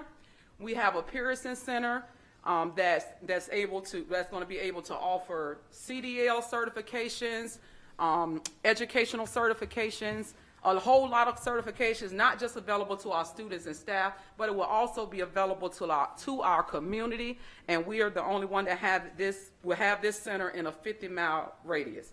So we have families that could come from North Carolina, Suffolk, Virginia Beach, or wherever they want to come, and just come in and be a part of that, taking those assessments. And we will have a schedule out when we will have that center open. Another major grand opening that day, May the 15th, will also be the ODU Community Health, which we will have health services available to our students first and our parents, and also this opportunity will be open to the community as well. So we will have that information out for that grand opening, May the 15th. Next slide. All right, so of course, a CTE plan always have to have future plans. So our team is in the process now of working through the cosmetology and barbering program that's going to be at the academy, medical assistant, world language, not just world language Spanish, but we move into American Sign Language. So we will have American Sign Language at the academy as well. And this will give our students to get that, to move more into the bio-literacy seal on their diploma. So we want to move forward with expanding world languages. And we're also exploring Project Lead the Way programs such as biomed and engineering. Okay, and now I'm going to talk a little bit about some of our special programs and interventions that are in place. Currently, right now, we have Pre-Camp Scholars Program. Franklin City Public Schools have partnered with Camp Foundation to offer scholarships full ride to the senior cohort of 225, full scholarships for these students to earn post-secondary pathways into an associate's degree or a certified industry certification at Paul D. Community College. As you can see right now, we have estimating, just talking with the graduation team, we have about 80 students total that will be graduating, and we have a total of 40 students who signed up and who are actively participating in this pre-camp scholars out of that graduating class. Currently, this is the criteria. That's so great. Currently, this is the criteria for those 40 participants, and out of those 40 participants, we have teams of staff that's doing an excellent job to working with our students to overcome some of the challenges that they're having. So we have academic plans of success in place to help those students. So as you can see right here, out of those 40 students, We only have 4 students who are receiving some support for interventions in attendance because they are expected to attend school. They expected not to be truancy to earn that scholarship. So we have those students interventions as far as that 10% participating in Enrichment Fridays, participating in other ways where they can come in school and make up that time with flexible instruction. The next criteria we have is academic interventions. This is where they have to maintain that 2.0 GPA for each report card period. So we're working with them right where they are with their cumulative GPA, but we are working with them to increase that report card grade level. So we have 2.5 kids out of that 41 student that we're working on in that specific area. Discipline interventions, that's totally how many referrals that have led to suspension. We have 2 students, and we have our TDT counselors, therapeutic day treatment counselors in the building that helps us with that, and also our family engagement team to help those students stay on track with discipline. Another criteria from Camp Foundation is drug testing intervention. We have a total of 21 students, which is 53% of that population, that we're working through with interventions to help them to overcome substance abuse. Again, we have therapeutic day treatment counselors that's supporting with that intervention. We also have our family engagement team, and we also reach out with the families and set up opportunities that's not just outside of the school with Western Tidewater and also other services that are available. As far as our volunteer and part-time work, that is another criteria that the students have to have for this scholarship. And we have 12 students out of 30, which are family engagement specialists. Mr. Cofield has set up a program where we can work to get those students to complete that 20-hour volunteer requirement. So this is just an overview of how we are definitely putting our hands in, working with the students to overcome those challenges so that they can qualify for that scholarship. Okay, and just quickly, we also have another program, which is Jobs for Virginia Graduates. We have 29 students enrolled. The minimum is 25 students. The max is 31. We have a current estimate of model services. That means these students get push-in service, they get pull-out services. We have a total of 143 hours that those students have obtained so far, which is beyond the basics, so they are on the right track. They have partnered with community-based projects and partnerships, and you can see the list that goes on there, that they also work with those organizations, and they get service hours, volunteer hours, and community service. All right, we also have another program, another special program is our GED Academy, which we focus on the major core subjects for GED programming. Next slide. And with that, we have had over 100% meet the benchmark to take the practice GED. So that is an increase. We actually have staff that's working with the students to increase their reading levels so that they will be prepared to take their GED test. Okay, and far as our dropout, this is, I think, the last major special programs that we have. We have a dropout team committee that's really reaching out in the community and finding those students that have dropped out and providing interventions and support services to get them back on track. And I will definitely want to give this great team, acknowledge this great team who's done great work. We have Ms. Phillips here as our director of the academy, and also our other team that definitely supports all the work that I just spoke of as far as CTE programming and special programming. Any questions? Crystal Phillips, would you stand, please? She runs our program at J.P. King and has done a marvelous job in the first year. So thank you, Crystal.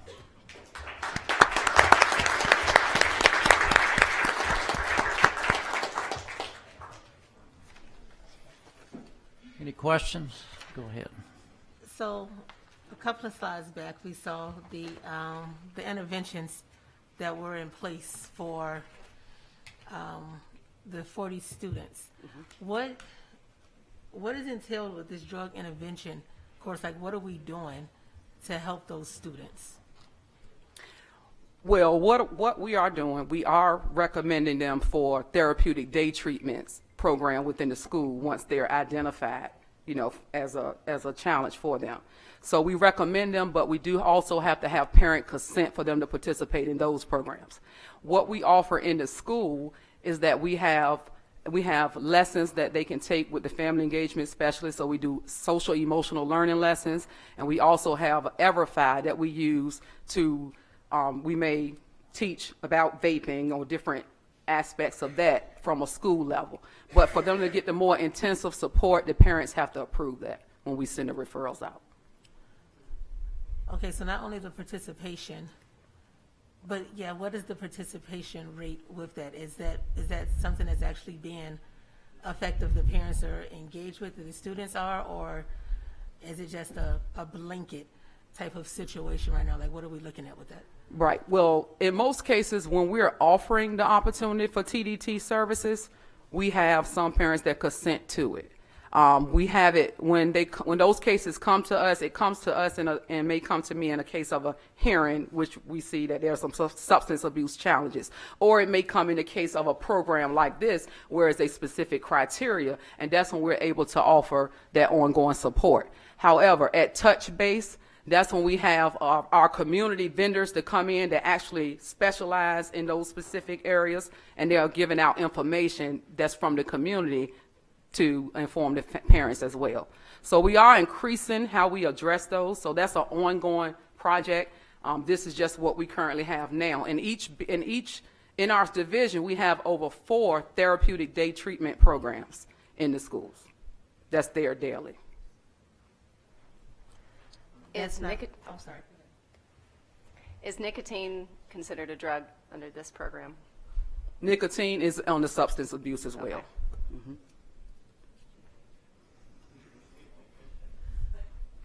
I would just say that that's not something that we can ever afford to let up off of by any means, because not only is the support that they're getting for the substance abuse, but even the emotional and the mental support that is also needed, because at the end of the day, they're still our kids. Yes. And they still need it. So yes, as long as it's effective and we are truly working to better them. Yes. If not, I just don't want a blanket like, oh, this sounds good, but we're not doing it at all. Right. Anything else?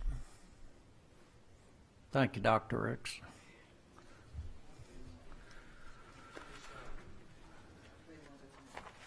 All right. The next one is the reset. Okay. All right, so we have sat down with our students through assemblies, and we also have implemented a reset program. I want to, first of all, acknowledge the team that led that reset assemblies, Dr. White, Mr. Paul Jackson, Dr. Riggs, and Dr. Scott, and also Mr. Cofield, who's our secondary community engagement specialist. All right, so the reset, just a quick overview that our team, our admin team and family engagement kind of went over for each student, is what being a Bronco is all about. Of course, being respectful, accountable, pride, and determination. They covered pretty much the bail schedule, student discipline, our new cell phone policy and procedures to make sure that we are consistent with that, the vaping procedures, which they rolled out, consequences for tardies, dress code review, and disruptive behaviors. One of the things we emphasize with the students is appropriate demonstrations, that if you have a demonstration that you would like to demonstrate, to notify the school administration, set up appropriate time, because it's our goal to make sure, it's our goal and our responsibility to make sure that every student is safe at all times. We also did an overview of bullying and harassment, physical violence, fighting, inappropriate touching. We talked about cheating, having appropriate bus conduct, attendance information and expectations so that you can be on time and make sure that you're getting your proper seat hours. And I also work with the team, and we revised the positive behavior intervention support program, which is something that we have been doing for attendance for a very long time, but we have determined to also have that program available for our students to also support them with their behaviors. So overall, we have revised our positive behavior intervention support program to maximize instruction and remove any component with a cell phone. So we have made those steps, and we're looking forward to rolling that out next week to support student and learning. We also had a session in our assemblies where we allowed students to have a perspective, where students were able to ask questions and answers was provided accordingly. Next slide. Any questions about the reset?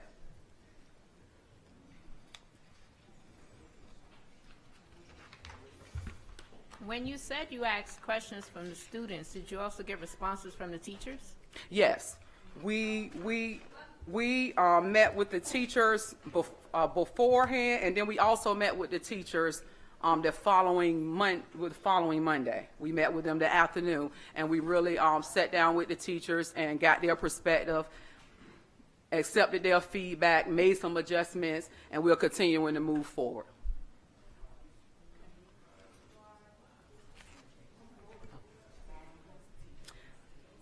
Okay. Thank you, Dr. Ricks. All right.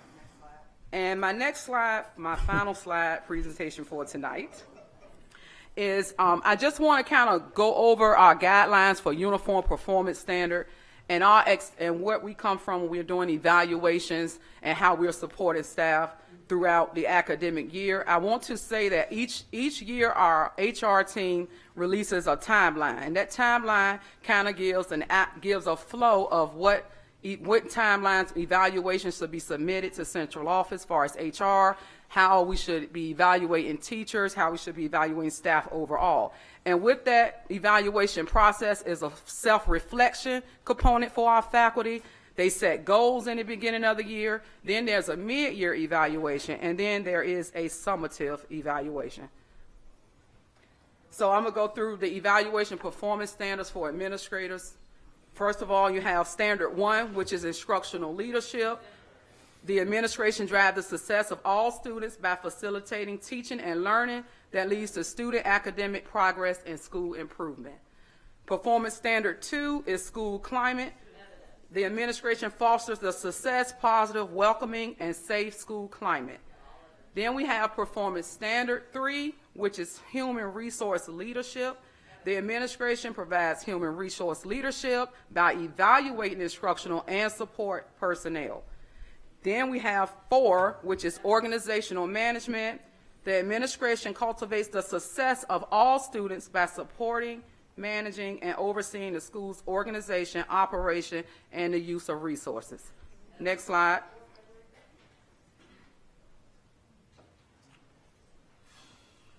And our next slide, we have standard 5, is communication and community relations. That's when the administration fosters the success of all students by communicating, working with the family and the community to enhance the school's programs and services. 6 deals with culturally responsiveness. The administration demonstrates a commitment of ensuring inclusive practices among all populations of students. Standard 7 is professionalism. The administration fosters the success of all students by demonstrating behavior consistent with legal, ethical, and professional standards. And then our final standard, which we evaluate administrators overall, is the student academic process. The administration leadership results in acceptable, measurable, and appropriate student academic progress. And all of those resources can be found that gives more specific examples and dates of the Virginia Department of Education performance evaluation. That's what we go by as a guide. Any more questions? Thank you. You are. Okay, go ahead, Ms. Davis. School quality. Standards of quality, administrative staffing. Okay, this may answer some of the questions that was asked at the budget. Where does some of our resources go? Principals, and this is Standard of Quality Administrative Staffing, and this is Code of Virginia, and this is how Code of Virginia gives us the recommendation of how we staff our schools. So it says, one, the principal, one full-time in each elementary school, one middle school, one high school to be employed on a 12-month basis. Assistant principals in elementary schools, one half at 600 students. One full-time at 900 students, assistant principals in middle schools, one full-time for each 600 students, assistant principals in high schools, one full-time in each 600 students and school divisions that employ a significant number of assistant principals to meet this staffing requirement may assign assistant principals to schools within the division according to the area of greatest need, regardless of whether schools are elementary and middle or secondary. Now that's the bare minimum that the state is saying staffing should happen in the state of Virginia. And some schools, some districts in the state of Virginia actually follow that model to the T, but we do not. We see that we need to provide more support. So that chart, which you see here, is SP Morton, and you can see the date, you can see the number of students for each year. I'm not going to read it. And then you can see what JP King was doing, and then you can see what FHS numbers are. And the note is you can also add 63 pre-K students to the total enrollment, which brings it to 1,114 students for this academic school year. Next slide, Ms. Davis. I know that's small, but I'm going to go ahead and translate it for you. 21-22 in Franklin High School, they had one principal, one assistant principal, and I narrowed it down. So it says the average enrollment should have been at least 600, but what we did is we only had 292 students, but we had one principal, one assistant principal, so we made sure that we overstaffed there. 22-23, we had one principal, four assistant principals, and we had an enrollment of 381.1. Most high schools do a formula of 1 to 300 because they don't go to 600, but normally, if you have those many administrators in a building, you would have 1,500 students. 23-24, one principal, two assistant principals. Your average enrollment should have been at least 900 students, but we had 381. 24-25, one principal, three assistant principals, one dean of students. Normally you would have 1,200 students, and we have 501.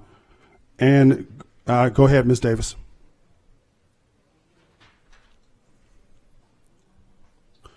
SB Morton, we had 22-23, same thing, one principal, two assistant principals. You should have at least had 900 students. We had 420. 23-24, we had three administrators. You would have about 900 students. We had 429. 24-25, we have four administrators, and by what that count, you should have at least had about 1,200 kids, 900 versus the 550 that are currently enrolled. So, and then you want to add the 63 pre-K students are actually in the school. And then you see JP King.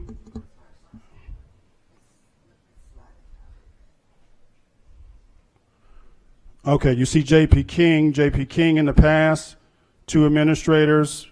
I think you get the gist. 600 students normally, or staff of 600 kids normally would have this number of administrators. We had 233 students. We had 22-23. You had three administrators. You have 161 students. 23-24. We had three administrators, 158, and then you had JP King. Right now, presently, you have one administrator.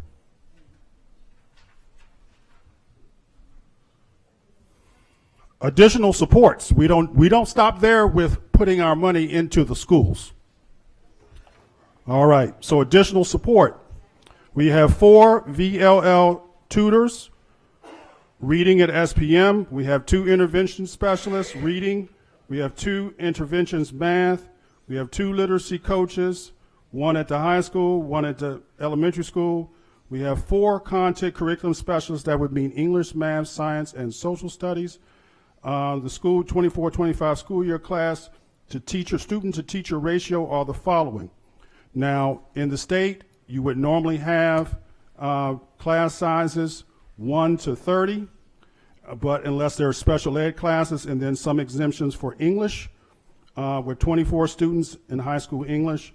But you see right here, we have at SPM, the average class size is ranging between 1 to 21, and some classes are a little higher because our population is steadily growing. And then at FHS, the average class size is 1 to 17 versus 1 to 30, which is which state recommends that, okay, once you reach 30 students, then you get another teacher. But we make sure that we don't do that. We put everything that we have into our schools. School rankings. Now, if you were going on the internet and you say, I want to come to Franklin, and you decide, hey, let me go ahead and look at the U.S. News and World Report, and let's look at our school rankings. SB Morton ranked 778 out of 1,137 Virginia schools. Franklin High ranked out of nationally out of 13,242. I'm sorry, I'm skipping. Let me look at this. So Franklin High School out of 13,242 out of I see it, Ms. Davis. Out of 17,065 the national rankings, schools are ranked on the performance of state requirements, graduation, and how well they prepare for student college. The overall score is less than 25%, so we're in the bottom 25% of that. This means that 75% of the high schools in Virginia rank higher than Franklin High School. And out of 60 in Region 2, which is Tidewater, Franklin, Suffolk, Portsmouth, Newport News, Hampton, Virginia Beach, we rank 52 out of 60. That means that only 8 schools rank lower than we are in the region. So what am I saying here? I'm saying here that we have a lot of work to do.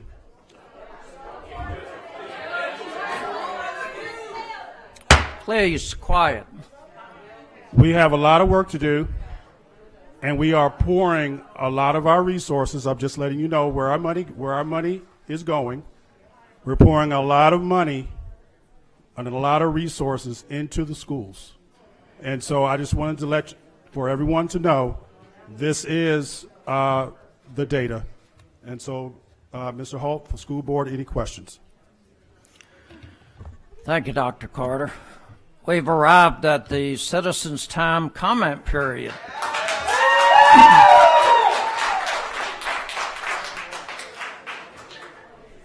Citizens' time is meant to provide meaningful and respectful feedback to the school board. You can speak for 3 minutes, and we ask you to respect the 3-minute time frame. State your name, address when you come to the podium. Speak into the microphone. The board is not obligated to answer any questions or make any comments. The city has provided a lighting system to let you track your time. There are 3 lights at the podium. When your time starts, the light will turn green. When you have 1 minute left, the light will turn yellow. When you have 30 seconds left, the light will start flashing. And when your time is up, it will turn red, and we ask you to leave the podium. We have 11 people who have signed up, and we'll take them in the order. I'm sorry, I need some clarification. Once again, we have 501 students in the high school and 175 have to retake SOLs. Is that my understanding? Yes, ma'am. Dr. Carter, answer the question, please. Yes, ma'am, that is correct. Don Spingeman.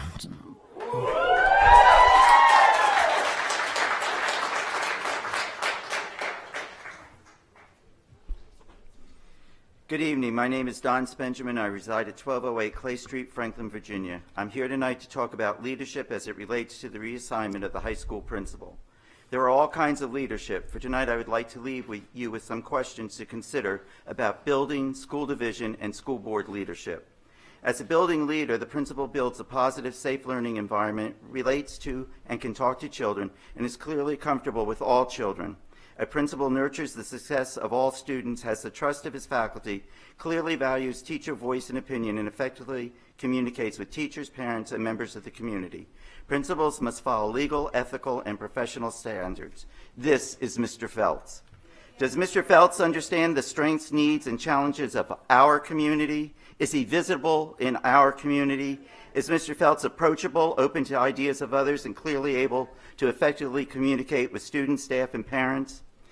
As the division leader, the superintendent is responsible for a climate of mutual respect, trust, innovation, and professionalism with the board, staff, families, and other stakeholders. Superintendents are responsible for data-driven decision-making, instructional systems that promote high student achievement, and professional development and growth of staff. Does Mr. Carter understand the strengths, needs, and challenges of our community? Is he visible in the community?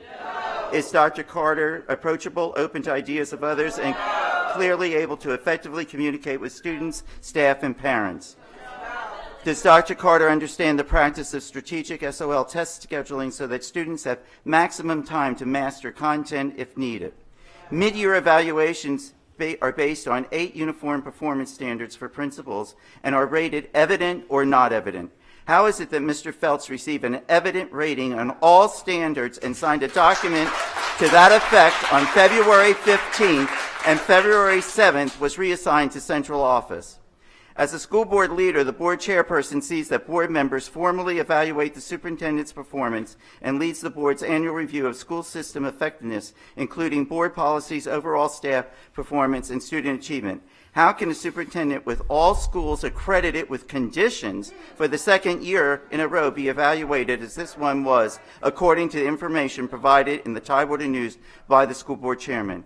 Do we have the right school board leadership? Is there consistent messaging from Mr. Holt? We have an elementary school that has had at least 8 principals since 2012. Now we have a high school principal that has been reassigned to central office mid-year. How is Mr. Holt communicating the board's expectations to the superintendent about providing leadership and support to building principals? In closing, where do we go from here in our schools? We have a high school principal that has dedicated his career to this school division and has been removed for reasons no one can explain and no one understands. It saddens me to think of the negative impact removing Mr. Feltz as principal will have on our community. What a tremendous loss.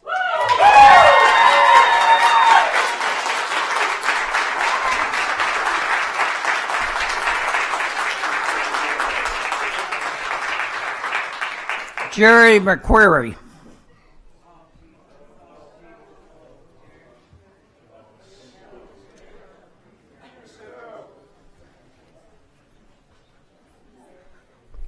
Good evening, board. Dr. Carter.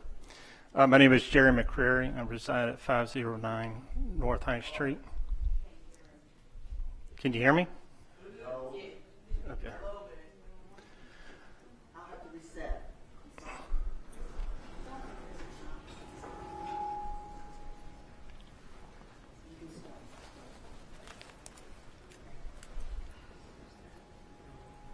On the citizen's time, it states that I support the superintendent's decision to transfer Travis Feltz. That's inaccurate. Actually, I'm neutral on the situation. And the reason is, I'll explain, it's not that I felt like I don't have to take sides in this matter simply because I don't have the same perspective as most of the people here. I do have a lot of respect for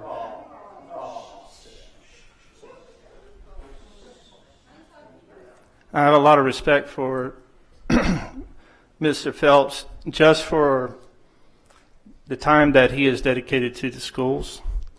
Obviously, the community loves him. I moved to Franklin at the end of 2004, so in a way, I'm an outsider.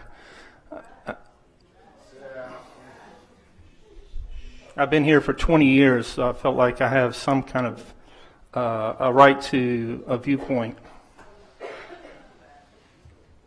During the time being in Franklin, I came to love Franklin and the people of Franklin. In mid-2020 to mid-2023, I did serve on the board, school board, at the request of City Council. During my time there, I strove to look.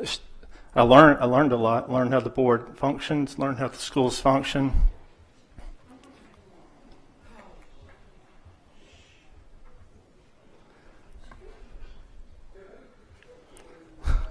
It's amazing. As I was saying, I do respect Mr. Phelps. The issue is I don't share the same perspective because I don't know Mr. Phelps personally. I'm observing him from a professional viewpoint and just as a member of the community because he has a really good reputation.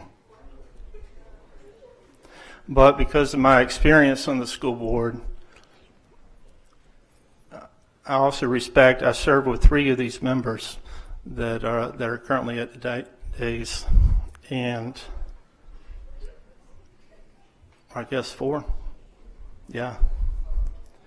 And from my working with them, reading online, a lot of online comments, they've been maligned because I can see that the community felt a personal insult for the reassignment of Mr. Phelps.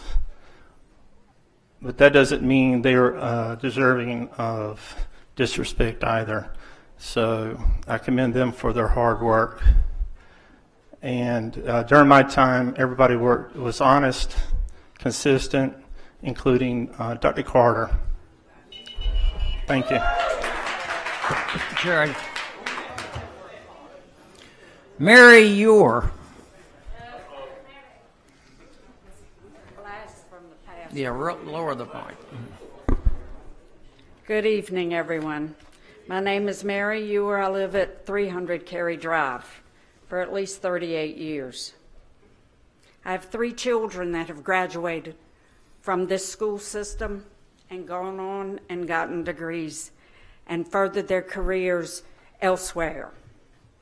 So I still have a passion for this school system because I know how successful it has been. I'm going to ask forgiveness up front. I have had, I may have some speech issues, just to let you know up front. But I'm passionate enough that I have to come and speak.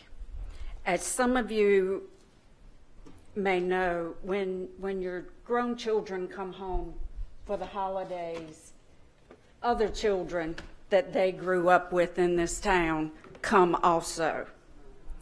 It was a lot of conversation this year about Franklin City Public Schools. And it was a lot of conversation about the wonderful things that Mr. Travis Phelps is doing, has done. I was just as proud as I could be. You see, I was one of many that recommended him 24 years ago, and have been proud to tell you he either coached or taught all 3 of my children. And they have a very high opinion of him. They, of course, have seen social media. It's a wicked thing sometimes. So despite my disability, they agreed that maybe I should come up and speak about this. There were 3 people at my house during the holidays that told me they transferred their students from a nearby school system to Franklin High School because of conversations they had with Mr. Phelps.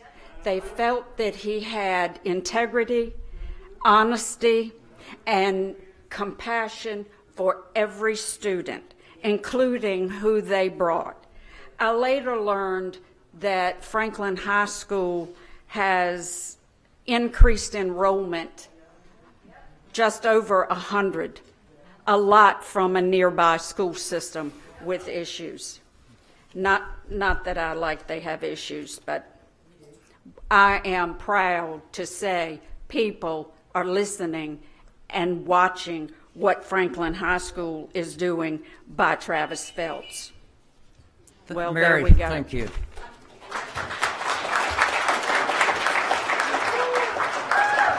Pam Lease.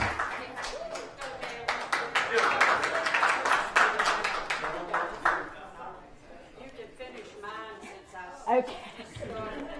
Good evening, school board members and superintendent. My name is Pam Lease, and I reside at 1313 Clay Street, and I'm married to a retired educator of Franklin City Public Schools who dedicated nearly 35 years to serving this community. It is no secret that my family is very close to the Phelps family. Because of that, there's nothing that you can say or do to change my opinion that the decision that you made to remove him was the wrong one.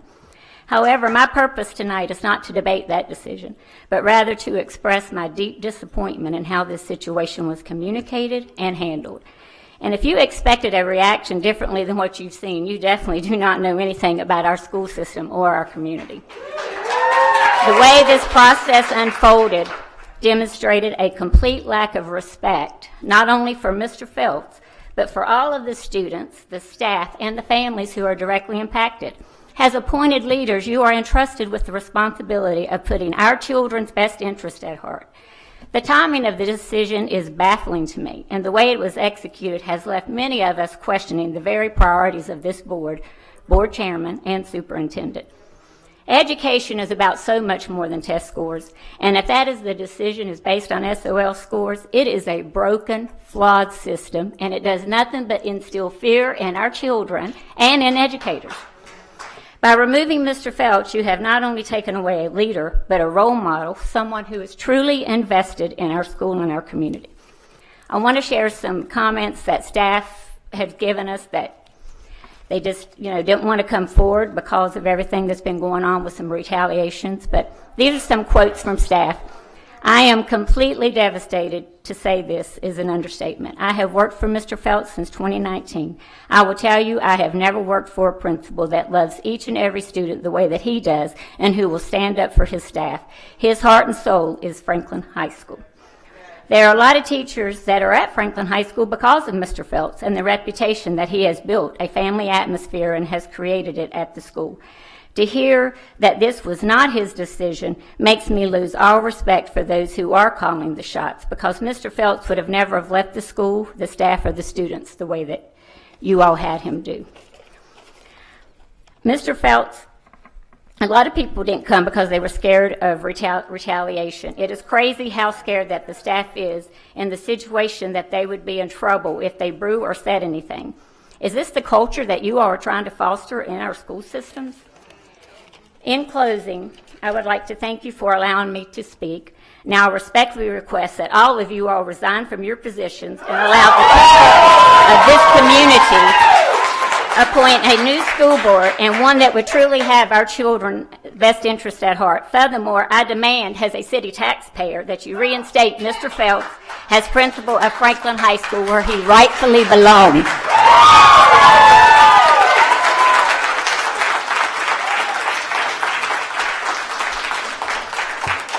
Liz Burgess.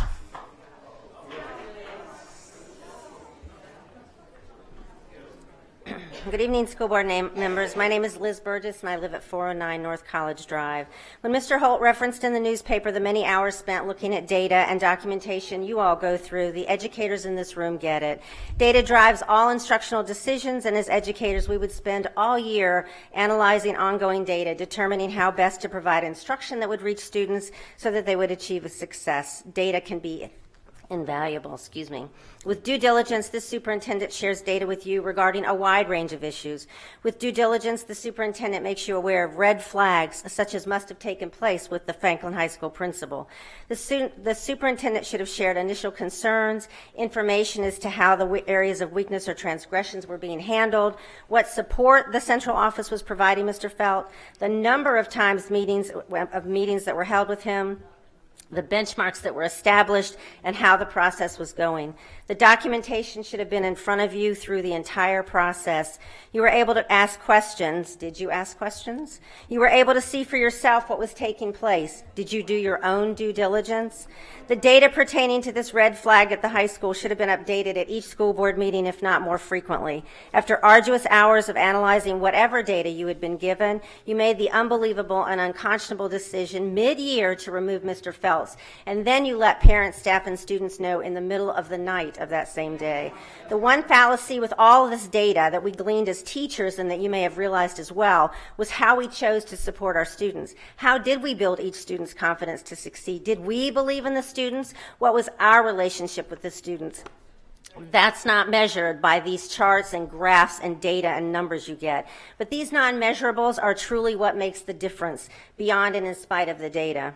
Was that soft data presented to you? Were Mr. Phelps' actions with staff and students taken into account? Were you aware that Mr. Phelps meets and greets the students at the front door each and every day? He can measure the mood of students, addressing any issues with them first thing so they can have a productive day. He has strong relationships with these students, which he has worked hard to build. This is a minuscule example of the data you have missed, but this soft data can be provided to you by each parent, student, and community person that you see tonight. And the many you cannot see who have gone through this school system under Mr. Phelps, listen to them. And without this soft data, hard data can really not mean much. There are a lot of variables to consider. Look at the effort Mr. Phelps' constant strategic drive to move students forward, his documented push to get his staff to do all they can to help the students meet with success, to name a very few things that Mr. Phelps has done. Consider that soft data you should well be aware of as it pertains to Mr. Phelps. Look at this community in front of you that you represent. For you know what is right to do for the students, and our students are what truly matters. Now it's your turn to be like Mr. Phelps and make a difference for the students at Franklin High School. Thank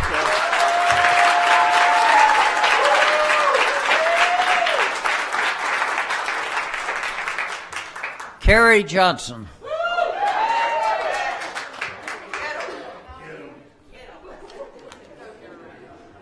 If I could, before my time started, I wanted to thank Ms. Morrison for pointing out the line item that showed me the difference between like the administrative salaries and budgets and whatnot. Ms. Johnson, your yes. time started when you started That, speaking.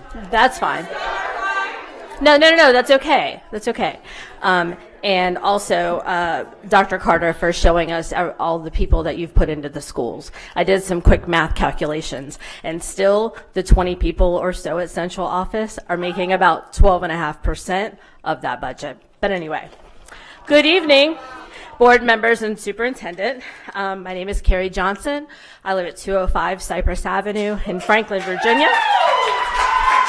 I stand before you tonight not as a current board member, but as someone who once sat in your seats, someone who understands the weight of the decisions you make and the responsibility you carry. The public may believe you're accountable to them, but I know that that's not true. We all know that behind closed doors, the reality is much different. You're shielded by confidentiality rules, protected by the ability to say nothing, and perhaps at times even emboldened by the fact that you don't have to answer to the very people that your decisions affect.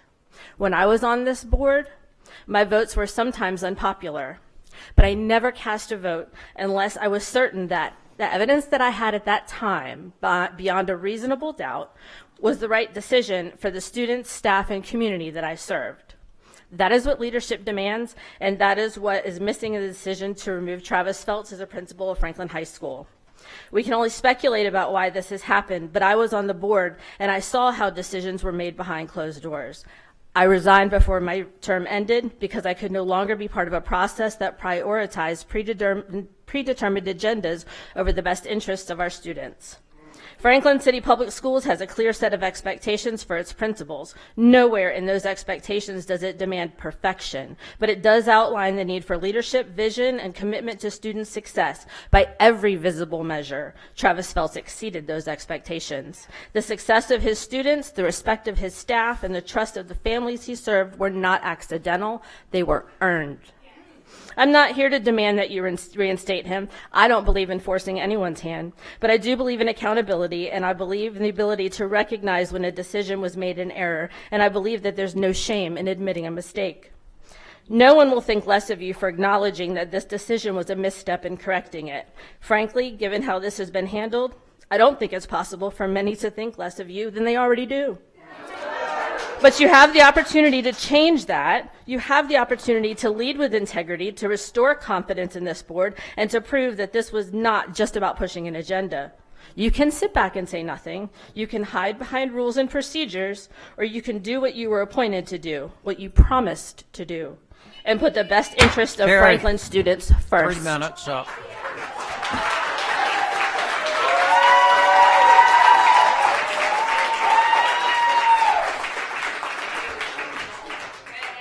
Nancy Harrell.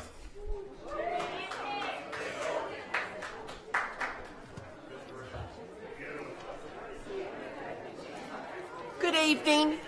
I'm Nancy Harrell. I live at 129 Queens Lane. I am very passionate about public education. I am a retired principal with 32 years of educational experience. I went to Hayden Junior High School in Franklin and graduated in Franklin High in 1976. I was a teacher as well as an administrator at Franklin City Public Schools. So I just want to give you some background. Some of you do not know me, that I am here because I am so passionate about the students and the community here in Franklin City Public Schools. Chairman, Mr. Holt, school board members, Dr. Carter. I'm also here to speak on a voice that cannot be here tonight is James D. Jervey, Jim Jervey. He has a family medical reasons that he cannot be here, but he also wanted me to share some a letter that he had wrote. Some of you have maybe had seen it, but Jim also went to he was educated in Franklin City Public Schools. He graduated the same year I did in 1976 from Franklin High. He is a former teacher and coach at Franklin High School, and also he is the current board member of the current president of the Franklin Education Foundation, which also I'm a board member on the Franklin City Educational Foundation. And also he was a former school board member for Franklin City Public Schools. So he has been where you are. So I just would like to share that. As Jim says, I write this letter because I care about our students and our schools and community. I firmly believe in the old saying, we can agree to disagree and still be respectful. As school board members, you have the utmost responsibility of making decisions that have the sole purpose of this question: what is the best for our students at Franklin City Public Schools? Jim has served in your position many years ago as a Franklin City Public Schools school board member. It's sometimes a thankless and unappreciated service, long hours, a lot of dedication, but yet you have to do what is best for the students at Franklin City Public Schools. You set visions and goals, you make key decisions, and you approve the budget that supports their needs. Sometimes decisions that the superintendent and the board make are not in the best interest. We all make mistakes. But when this happens, you have to be big enough and know that maybe I need to relook at that. The recent personnel change of FHS's principal, Mr. Travis Phelps, is one of those decisions. Ask some questions. Did we make the right decision? Was the timing optimum for a smooth transition? Are you second guessing your opinion? Thank you so much.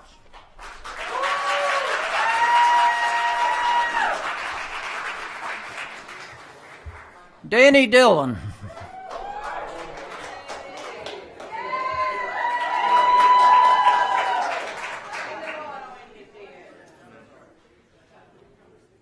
Yeah, good evening, Dr. Carter, Ms. Davis, the school board, and the who's who of Franklin, Virginia. God bless you guys.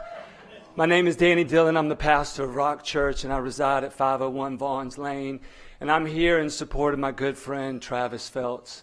When I graduated from college, a lot like Phelps, my desire was to come back and sow into our community. And the time wasn't ready for me to go on staff at Rock Church, but I found a place at all 3 schools teaching special ed for 10 years.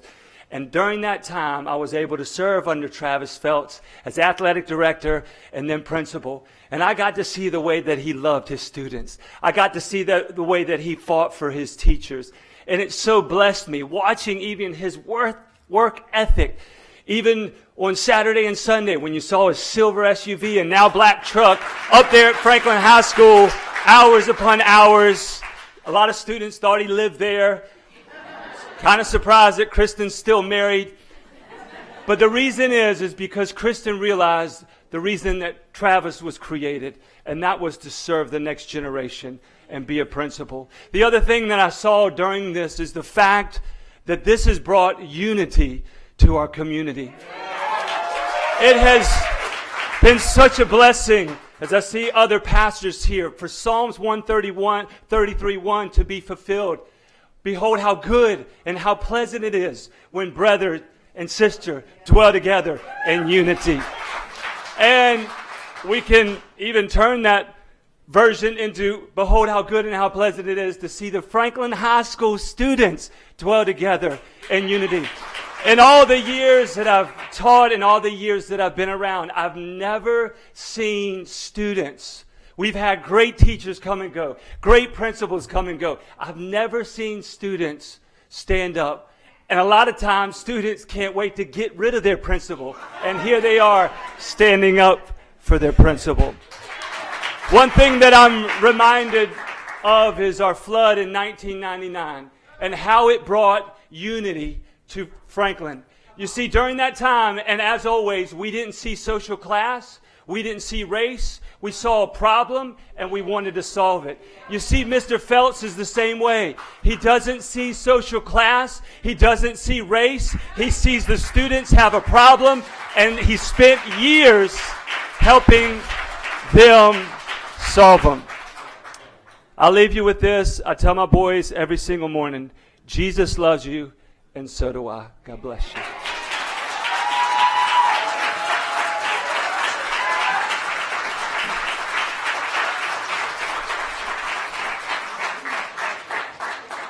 Audrey Lee.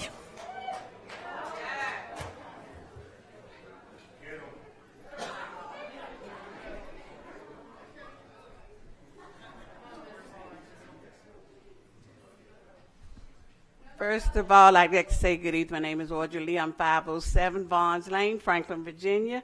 And I ask you to excuse my appearance, but I've been so busy today with these elected school board member petitions that I haven't had time to change clothes.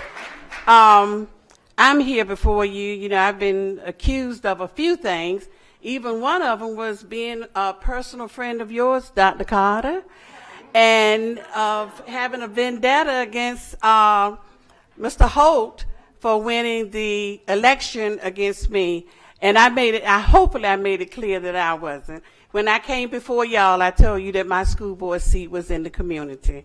And that's where it stands. I have a love for children that nobody else probably can understand but God. And it was who appointed me to do this. And I am so thankful to this gentleman, Mr. Phelps.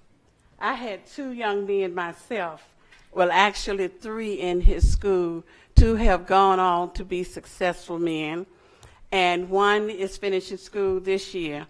And I appreciate him so much, the heart. He has a heart for children like I do. When like spirits come together, you just can't help but join in the fight to keep them and to have them to help our children.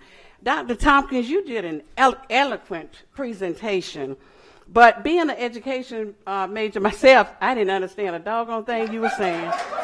So I'm asking that if maybe it can be explained to the parents a little on a lower level than that they can help in carrying forth this program. Because the way it was presented, I don't know who. These parents are going to be mighty upset with y'all, wondering what's going to be next. Because we already have our children at a level of I don't know, they're being set up for failure. And we don't want to see that. And we are asking y'all to please let Mr. Phelps come back, because these children are going to raise pure hell in a minute. And not only them, but you have parents, y'all, citizens who paying y'all the little stipends that you're getting, citizens who paying your salary, Dr. Carter, that are very upset by the fact that this man has been pulled out in mid-year at that. If you were going to do anything, wait till the end of the year and substitute, put him in another position. And even in that, the position he was put in, I mean, we already have people doing basically what he's doing, what you asked him to do. So I'm asking on behalf of these citizens here, if you would do that. Our goal now is to get rid of the whole school board, Mr. Your time Holt, is up, the ma'am. superintendent, and Ms. all of the Aldridge, involved. Thank you. Time's up.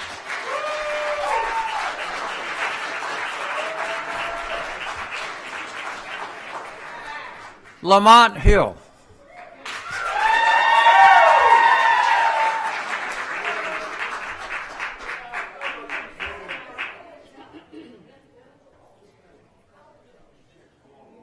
All right, good evening, school board, Dr. Carter. When we take these positions, we take it for a reason. We take it because we have a passion for these kids and we want to do what's best for these kids. We want to prepare these kids for the next step. I've been active in the school since I've started coaching, and that was 6 years ago, and our kids aren't ready. We talked about resume writing. I can tell you that they're not ready to write a resume. I've seen them. We talk about interviewing skills. They're not ready for that either. But what they are ready for, they're ready to stand behind their principal and support him every step of the way. So this is me, and I'm going to share my story as well. Lamont Hill, 500 Vaughns Lane, Franklin, Virginia. So as I watched the live stream of the kids protesting the removal of their beloved principal, my thoughts were let them keep it peaceful. I even text one of the kids that same message. I was proud of my kids for using their voice, but disappointed by the actions of the adults who chose to lock the doors of the school, which I understand is illegal. You failed to make that a teachable moment for the kids, because I'm sure that may not be the only time that they protest. And it was a cowardly act by someone who's supposed to lead the school district. Maybe you should be the person reassigned. You lead by fear, but my faith is bigger than my fear. I've been told that when I talk to a man, look at a man. My message is for you. You thought so little of me as a football coach because I wouldn't be your yes man. You posted the position before we ever sat down and talked. Where you do that at? Your mind was made up before I presented you with a 51-slide presentation of our off-season, preseason, in-season plan, player development, continual education of myself as a coach, and academic success for our kids. I even acknowledged areas that I needed to improve on. But it wasn't about the wins and losses. It wasn't about the wins and losses. Let's talk about the 9 kids that had the opportunity to continue playing at the next level that I gave them. On my own. My contacts, the off season where I'm emailing coaches. I got 20 seconds. Where I'm emailing coaches that I'm not getting paid for, but that's my dedication to those kids. That's my responsibility to those kids. And you snatched it away. Get to know the kids, because it's not about a win or a loss on a Friday night. It's that Monday through Sunday when they're on the streets. You got to know your community.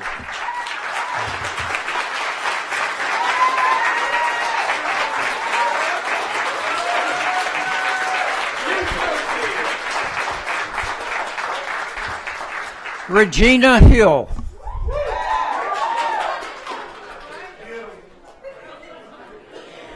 Good evening, everyone. My name is Regina Hill. I live at 105 Scott Street. I'm one of the parents that they talked about, and they didn't even realize that I'm one of the parents that brought my kids here from Sussex Central on a separation between me and my husband.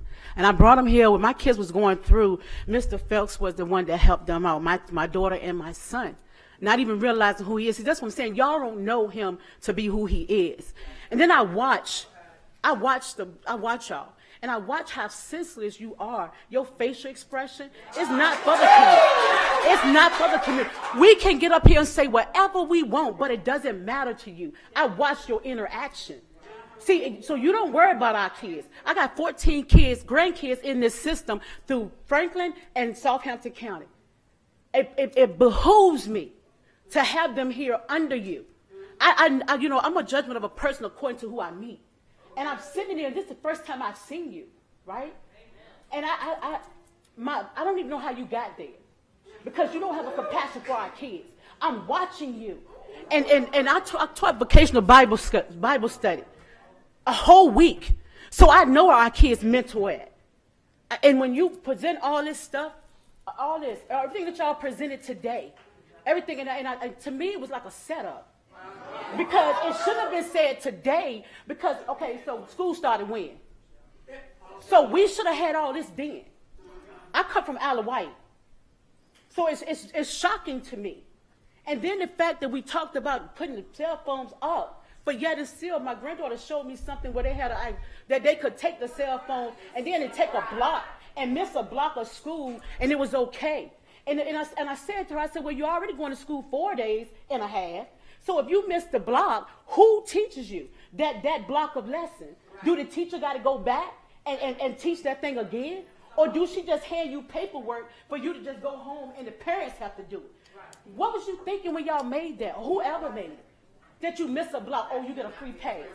I mean, I'm just asking a question because, like I said, I got 14 grandkids, and I expect them to excel. They would not be a statistic. So you got to be careful when you go and stand up here making these rules. See, it's not about y'all kids, so to me it seems like it don't matter. But it's about our kids. And our kids matter too. So we gotta really think this thing out. And again, Mr. Phelps mean a lot to the kids. Have we thought about that? Have we thought about what would happen if we just snatch him out? Have we even thought about how many kids he have already saved?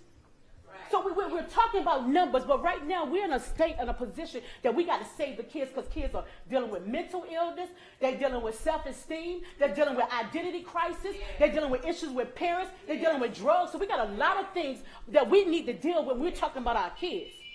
Thank you.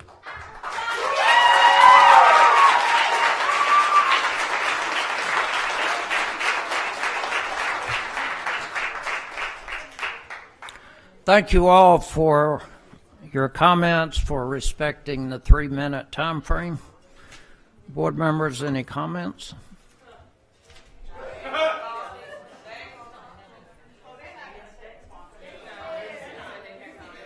Do we have a motion to adjourn?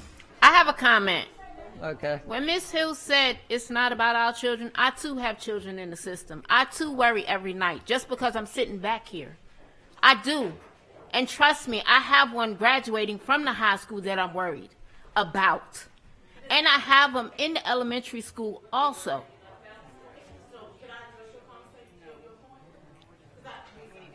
Unfortunately, that's all I can say because he asked for a comment. And I'm apologizing for that part myself. Thank you. Anything else? We have a motion for adjournment. Second? Second. All in favor signify by saying aye. Aye, opposed no. We're adjourned. Thank you all.